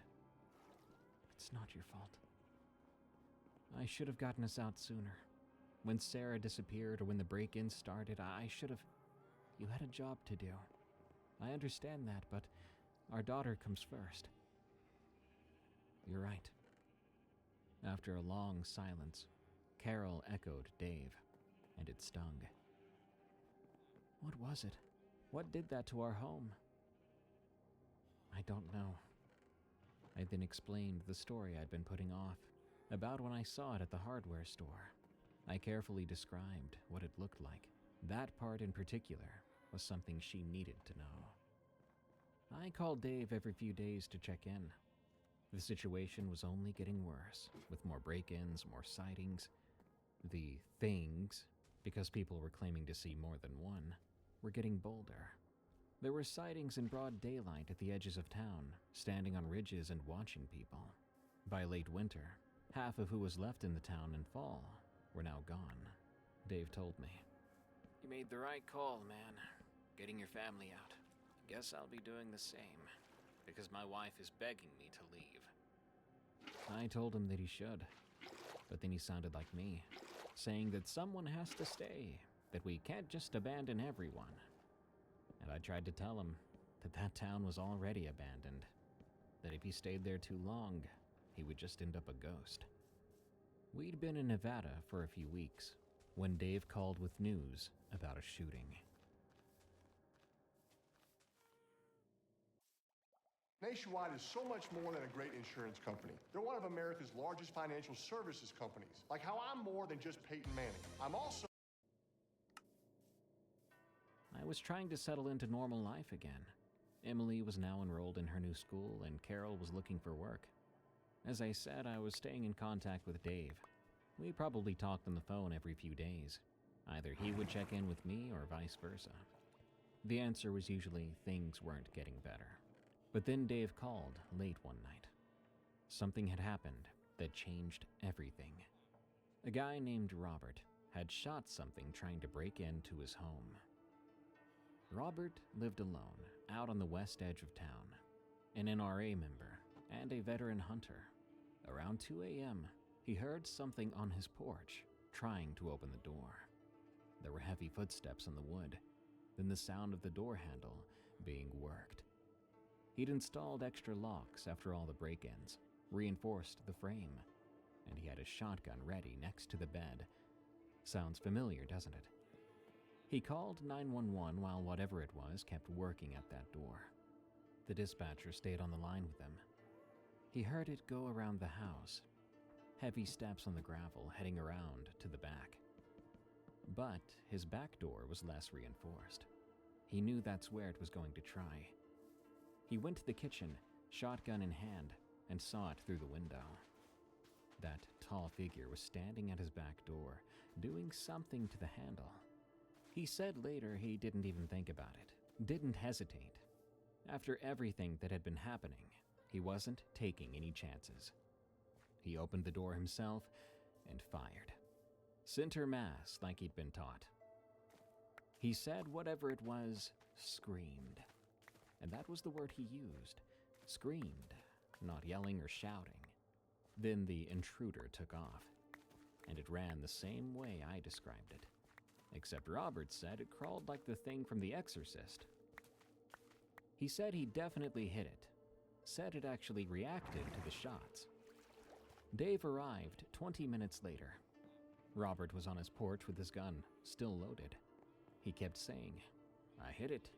I know I hit it. At least once, maybe twice, I saw it flinch, saw it react to it." He was right. because there was blood. A lot of blood. On the porch where the thing had been standing, on the steps in the yard leading away from the house, dark blood. Almost black looking in the flashlight beams. Too dark for human blood, Dave would later say. That is not the color it should be. Dave followed the trail. It led away from the house toward the hills again, clear as day. Every few feet, there was a spattering of more blood, droplets here and there. This looked like a serious wound. Something was moving fast and bleeding all over the place. They called in more help, got as much light as they could muster, got more deputies in. They followed that blood trail carefully, marking it and taking photographs. They followed it for about 200 yards, finding blood on the ground, on the rocks, on brush, whatever it was this thing had pushed through. And it never got lighter, kept going steady. And, you're gonna love this, it stopped instantly. From practically a full-on stream to nothing. Dave said he practically had a conniption. Said at this point he was starting to believe this thing was interdimensional. Because what else would explain it? Did someone just fly down and pick it up by helicopter? Did the damn thing have wings that no one had seen yet? If it made no sense before, it made even less sense now. They searched for another hour, but they didn't turn up anything else.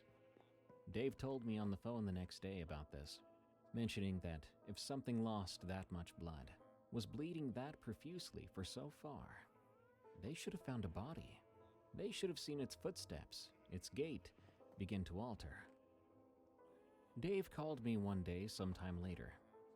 Said him and Bill saw it clear as day one day. This piqued my interest. I wanted to know what Dave thought about it, if he had finally seen it himself. They got a call about something prowling around someone's property. They both went out there in the middle of the day, maybe 2 p.m. It was bright sun and clear sky, not some creepy or dreary night. They were driving up the road when Bill points and says, "What the hell is that?" And there it was, standing in the tree line maybe 300 yards away, watching them approach. And his description of it was copy-paste exactly like mine and everyone else's. I doubt I have to go over it again. It's basically just confirmation that what we were seeing was quite real and quite bizarre. And you know what? Dave and his wife left just 2 weeks after that, taking them and their kids to a different state. Within 48 hours after that, there was an emergency evacuation order for the town, placed by the mayor. The official reason was, as I've come to hear, credible threats to public safety during ongoing investigations. I learned from Dave, who called me not long after, saying, "It's over. They're evacuating the place." I asked if it was everyone, and he said yeah, that they're setting up reception and shelters in Flagstaff and Prescott for people who don't have anywhere else to go. That it was truly over. But it wasn't a happy ending. Because that monster that came from nowhere and haunted our town, well, it won in the end, didn't it? Over the years, I have checked back in however I could, Googling or doing whatever research I could, reaching out to connections that might still be in touch with someone there, if there was anyone there at all. But I didn't find anything, didn't hear anything else. The town is dead. But whatever killed it, I don't think it died with it. Whatever it is, it's still out there. That is my story. That's what happened.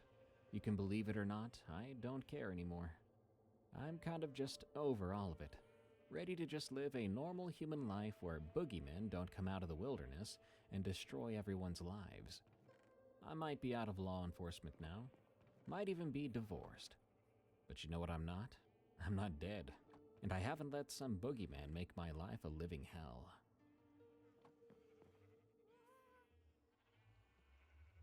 Human life, human society, these are all too fragile things.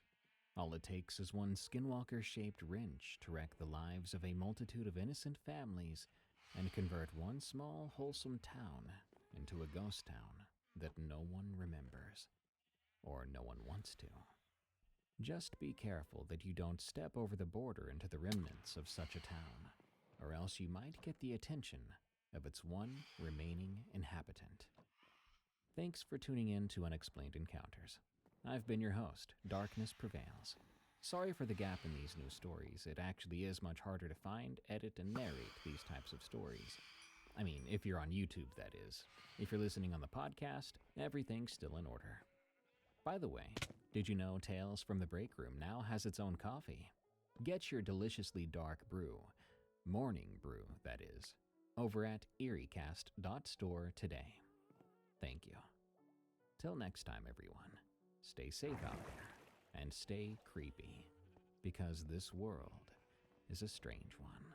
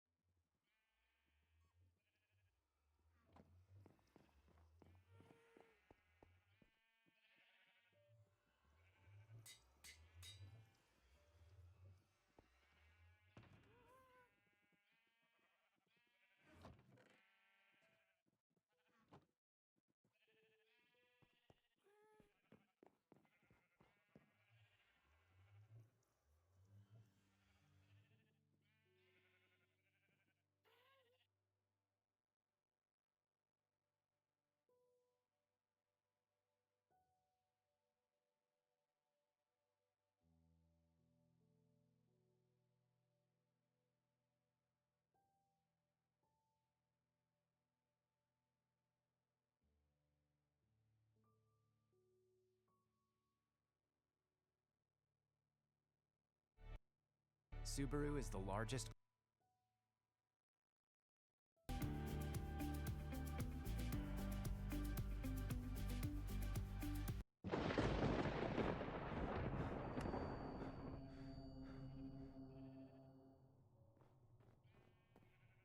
It was one of those nights where exhaustion settled deep in my bones. The office had been chaos all day, and I had stayed late, finishing up a report that no one would read until Monday.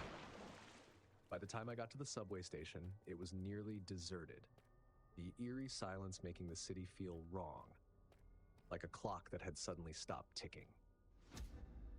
The last train home screeched into the station. I stepped in, looking around the nearly deserted car. A few people sat scattered about. One guy slumped over, probably asleep, an older woman clutching her purse, and a man in a dark coat at the far end of the car. I slid into my usual spot near the middle, letting my head rest against the window. The train jerked forward, and the station blurred outside. I checked my phone. No new messages, no missed calls. Just me, the sound of the subway, and a long ride home. A few stops in, the older woman exited. The sleeping guy stirred, but didn't wake. I looked at the man in the dark coat. He was sitting completely still, staring straight ahead. No phone, no book, not even a twitch. Just staring. I looked away, trying to convince myself I wasn't being weird. But at the next stop, when another passenger left, I noticed something unsettling. He had moved closer. Not dramatically, just a few seats up. But it was enough to make my stomach tighten. I turned my attention back to my phone, willing the train to move faster. Another stop. The sleeping guy stumbled off, leaving just me and the man in the dark coat. He moved again. Now he was just a few seats away, close enough that I could hear him whispering to himself. But the sound of it was low, hurried, and impossible to decipher.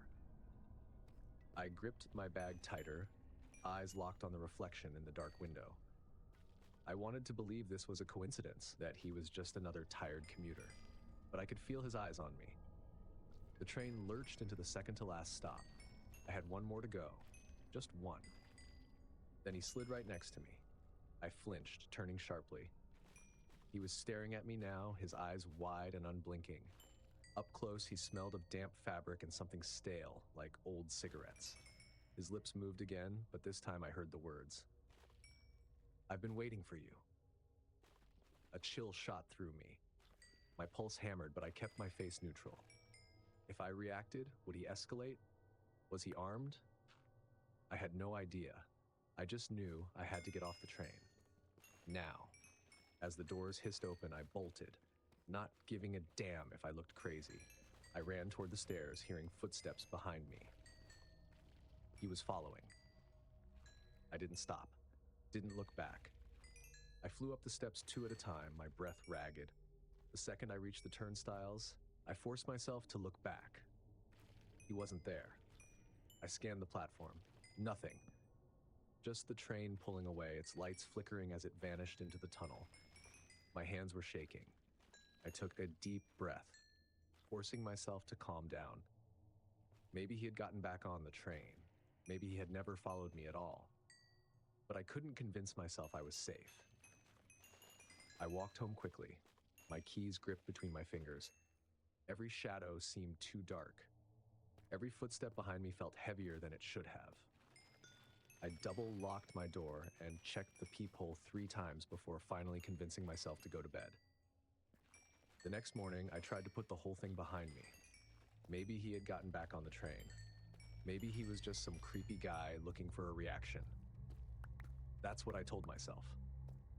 That's what I needed to believe. But the feeling didn't go away. That gnawing unease that stuck with me long after I got home. For the next few nights, I found myself looking at every passing stranger, flinching when I saw a dark coat in the crowd. I switched up my route home. I started taking Ubers instead of the train. I even thought about moving to a different part of the city. Then, about a week later, something happened that made my blood run cold. I was leaving my building early one morning, coffee in one hand, keys in the other, when I saw it. A piece of paper, folded neatly, tucked between my door and the frame. My first thought was that it was some junk flyer, another takeout menu or apartment listing. But as soon as I unfolded it, my stomach dropped. No words, no threats, no explanation. Just a single subway ticket. For the exact same time and route I had taken that night. My hands started shaking so badly I nearly dropped it. I spun around, scanning the street, the sidewalk, the windows across from mine, anywhere he could be watching from. Nothing.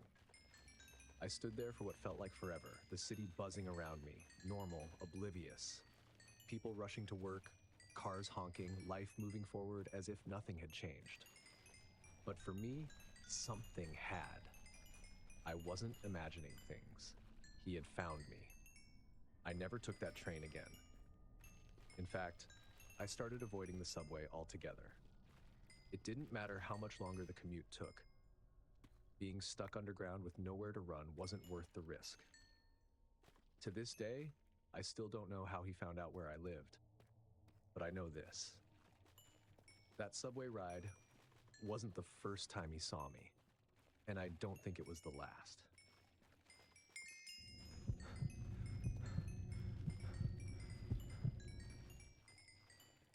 Solo backpacking through Europe was one of those bucket list dreams of mine. After years of saving and planning, I was finally doing it.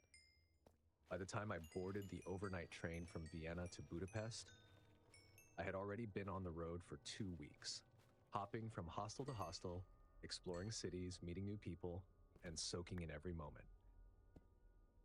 But travel exhaustion is real, and I was looking forward to the overnight train ride. 7 uninterrupted hours of sleep in a private cabin. A luxury compared to the crowded dorm rooms I had been staying in.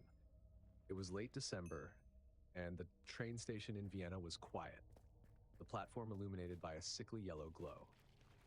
I boarded, found my sleeping car, and tossed my backpack onto the small bed. It wasn't exactly the height of luxury, but it was clean, warm, and most importantly, private. As I pulled my jacket off, I caught movement in my peripheral vision. Through the narrow gap in my cabin's curtain, I saw a figure standing just outside the next sleeping car. An older woman. She was staring directly at me, completely still. I felt a small jolt of unease. People watching wasn't unusual while traveling. Sometimes curiosity took over. But there was something off about the way she stood. Unmoving, her hands at her sides, eyes locked on me. Just standing there, staring. I pulled my curtain fully shut, giving myself a mental shake. Maybe she was just lost or confused. Or maybe I was just overly tired and reading too much into it. The train started moving. I let out a slow breath, put in my earbuds, and tried to ignore the nagging discomfort creeping along my skin. It was just another passenger. Nothing weird about it. A couple of hours later, I woke up needing to use the restroom. I peeled my blanket away, groggy, and rubbed my eyes. The train swayed gently, the rhythmic clacking of wheels against the tracks filling the quiet. I slid open my cabin door and stepped into the dimly lit hallway. Empty. The dim lighting gave everything a washed-out look, but I saw no one. No eerie woman. No late-night wanderers. Just a long, narrow corridor stretching toward the restroom. I exhaled, feeling a little silly for how uneasy I had been earlier. It was just an old lady. Maybe she was confused. Maybe she was just weird. Whatever the case, I wasn't going to let my imagination get the best of me. I hurried to the restroom, did my business, and splashed some cold water on my face. The mirror reflected my tired eyes, my expression a little more drained than it had been earlier. I needed sleep. But as I stepped back into the hallway, a bolt of panic shot through me. She was there, standing halfway between me and my cabin, closer than before. She wasn't looking at me this time.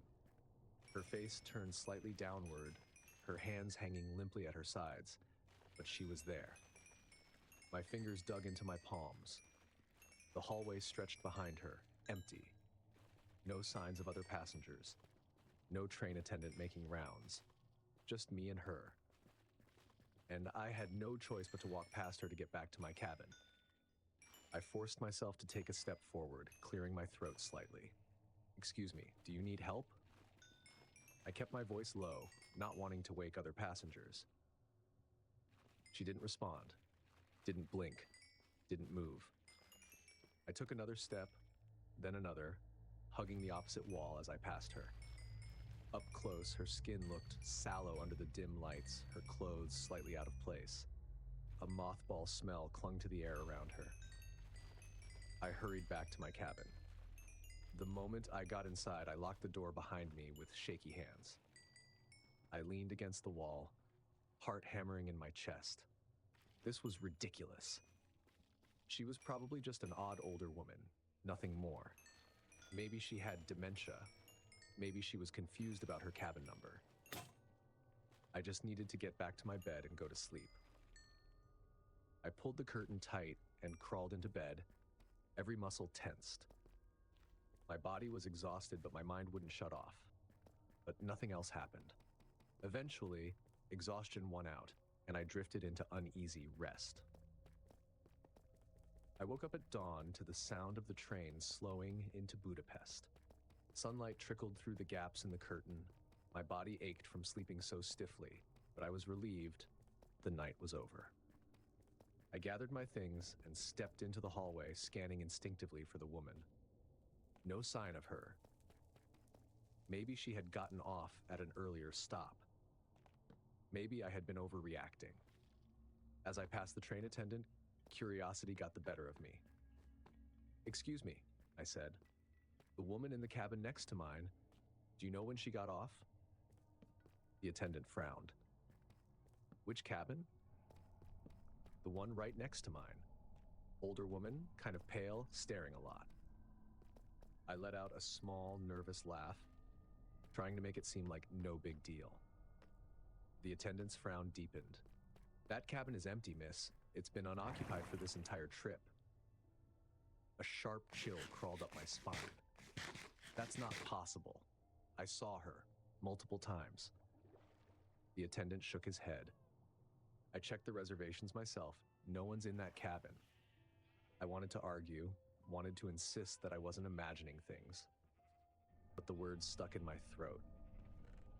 The attendant gave me a polite but dismissive nod and walked away, leaving me standing there, alone with my swirling thoughts.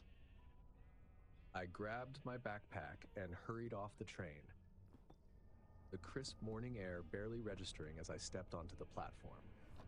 I needed coffee. I needed to breathe. I needed to forget about the whole damn thing.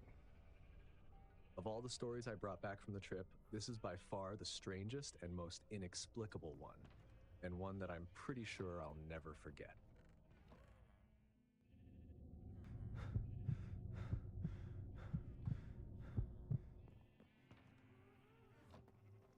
I've always been drawn to abandoned places. There's just something about them. Places that once thrived, now left to rot, that makes them irresistible. My best friend Danny and I had been urban exploring for years, sneaking into decaying buildings, forgotten tunnels, and crumbling factories. But nothing ever gave me the kind of gut-wrenching unease as that night in Detroit's old train yard. It was the summer of 2018, and we had heard about a stretch of abandoned railcars on the outskirts of the city, rusting away behind a chain-link fence that barely did its job. The train yard was massive, an industrial graveyard of twisted metal and forgotten locomotives. Most people wouldn't go near it. Word was that squatters and drifters made it their home, and some explorers swore they'd seen shadows moving where no one should be. But that just made it all the more tempting for us. We waited until dusk before slipping through a gap in the fence, backpacks stuffed with flashlights, gloves, and a crowbar, just in case. The air was thick with the smell of rust and old oil, the kind of scent that clings to your clothes and hair. We moved carefully, stepping over loose gravel and avoiding the shards of broken glass scattered across the ground.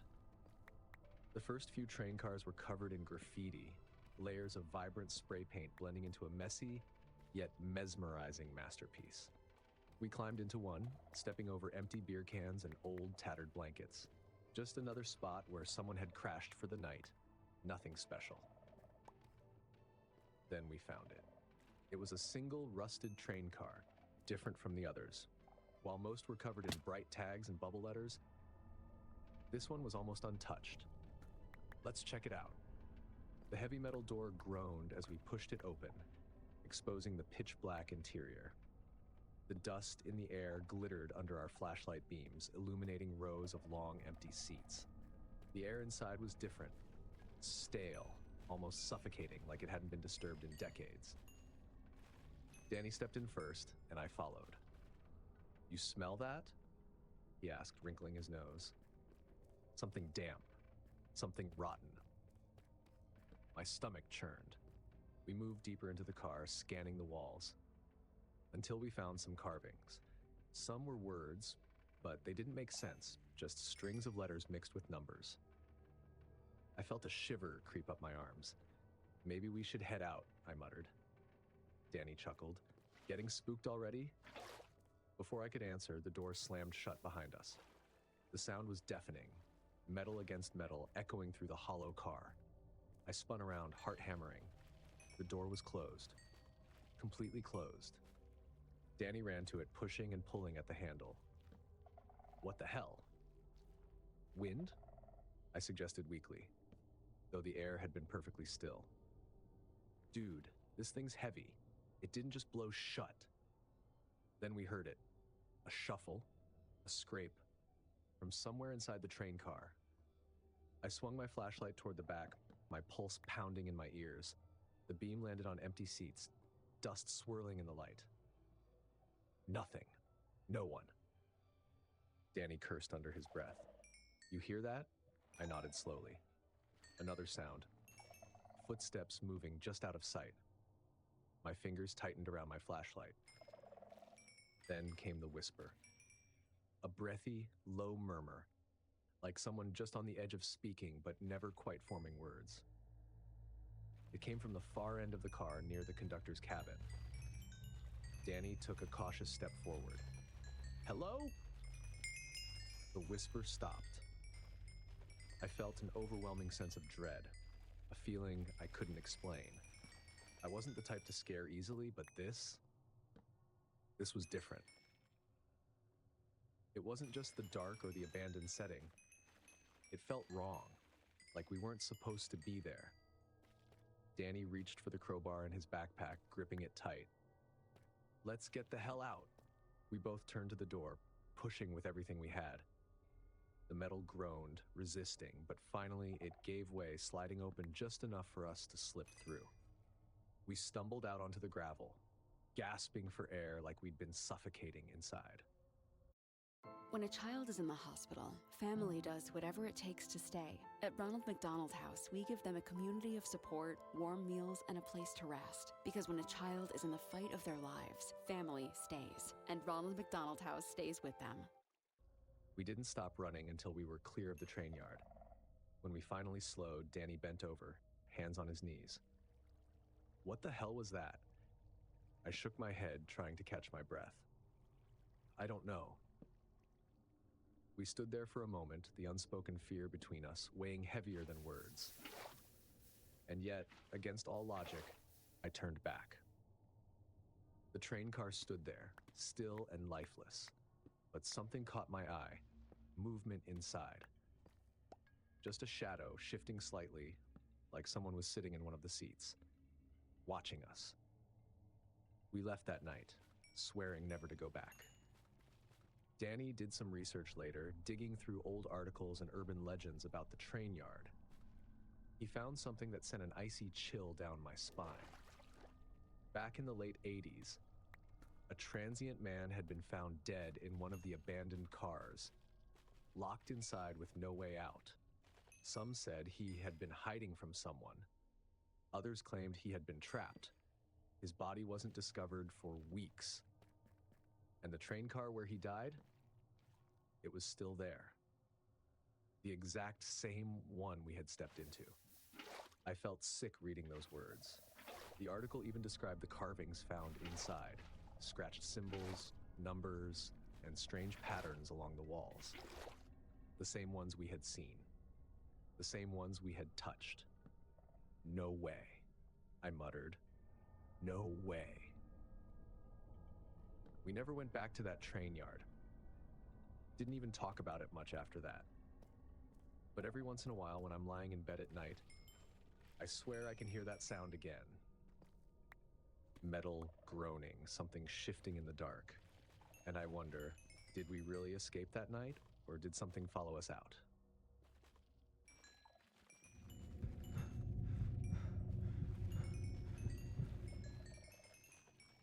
Seattle's public transit system had never bothered me much. I'd taken the late-night train countless times, usually heading home after gigs, tired but content, guitar case slung over my shoulder. The trains weren't usually crowded that late, just a handful of night shift workers, the occasional drunk stumbling home, or people like me who preferred the city when it was quiet. That night wasn't any different, at least at first. I got on near downtown, found a seat near the middle of the car, and leaned back, putting my headphones in. It was one of those nights where I just wanted to zone out, let the train rock me toward home, and not think about much. My stop was still a ways off, and I had time to decompress after playing a long set. A few stops in, I noticed him. A guy boarded, disheveled, wearing a worn-out jacket that looked a size too big for him. He wasn't exactly homeless looking, but there was something off about him. He moved strangely, like he was choosing each step with careful thought. The car was mostly empty, yet he made a beeline straight for me and sat down right next to me. I tensed. There were at least a dozen open seats, but for some reason, he had decided to sit shoulder to shoulder with me. I pretended not to notice and kept my headphones in, hoping he'd take the hint. But then he spoke. "You always take this train?" His voice was hoarse. I pulled one earbud out, giving him a short answer. "Yeah, sometimes." He stared at me for an uncomfortably long time before speaking again. "You live alone?" That sent a shiver through me. Who asks a stranger that? "Nah, I got a full house." I didn't. I lived alone in a small studio, but he didn't need to know that. He hummed like he was thinking that over. Then he asked, "Do you ever feel like someone's following you?" My skin crawled. That was it. I needed to move. At the next stop, I stood up casually, trying not to seem too obvious, and made my way to the next car. The guy didn't follow right away, and I started to relax. Maybe I was overreacting. Maybe he was just a weird dude who didn't know how to make conversation. But 2 stops later, I heard the door slide open. I looked up, and there he was. He entered the car slowly, scanning the seats before locking eyes with me. Then, just like before, he walked past rows of empty seats and sat right next to me again. This time, he didn't say anything. He just sat there, breathing steady, staring at his hands. My heartbeat picked up. I wasn't looking for a reason to panic, but this wasn't normal. I had changed cars, and he had followed me. I had to test something. At the next stop, I got up again, this time more abruptly, and moved to another car. I sat near the exit, watching the door. 2 minutes later, it slid open. There he was again. I wasn't imagining it now. This guy was following me, and he wasn't even trying to be subtle. He moved like he had all the time in the world. like he knew I wasn't going anywhere. I stood up fast and switched cars again. I heard the door behind me slide open once more, his footsteps echoing on the linoleum floor. Panic settled into my chest. I had to get off this train. I checked my phone. 3 more stops until mine. I wasn't going to wait. The train slowed into the next station, and I made my move. As soon as the doors opened, I stepped out and immediately turned as if I was heading toward the exit. But at the last second, just before the doors shut, I pivoted sharply and darted back inside. The doors slid closed, and the train began moving. I turned to look at the platform. He was standing there watching me. He didn't look angry. He didn't look surprised. He just stood there, staring as the train carried me away. I felt relieved, my entire body buzzing with adrenaline. He was gone. I was safe. Or so I thought. The next day, something still felt off. I took a different train route, switching up my routine just in case. When I got to my usual station near my apartment, I didn't want to go straight there just in case he had somehow followed me. I decided to grab coffee at a shop nearby, killing time. That's when I saw him. Across the street, standing near a bus stop, he was watching me. I didn't wait. I went straight into the coffee shop, found a seat near the back, and pretended to be on my phone. After about 10 minutes, I peeked outside again. He was gone. I made my way home, nerves on edge, checking over my shoulder every few steps. The paranoia was real now. From that day on, I never, ever took the same train route twice in a row. I never saw him again, but I still wonder, was he just a weird, lonely guy, or was he waiting for the right opportunity? I'm glad I never found out. If these stories made you side-eye your next train ride, smash that like button and share this with a friend who loves a good scare. Want more terrifying horror stories? Subscribe and hit that bell so you never miss another spine-chilling upload. Ever had a creepy experience on a train? Drop your story in the comments or email me. I'd love to feature it. Stay safe out there. And remember, just because a train car looks empty doesn't mean it is. Thanks for watching, and I'll see you in the next nightmare.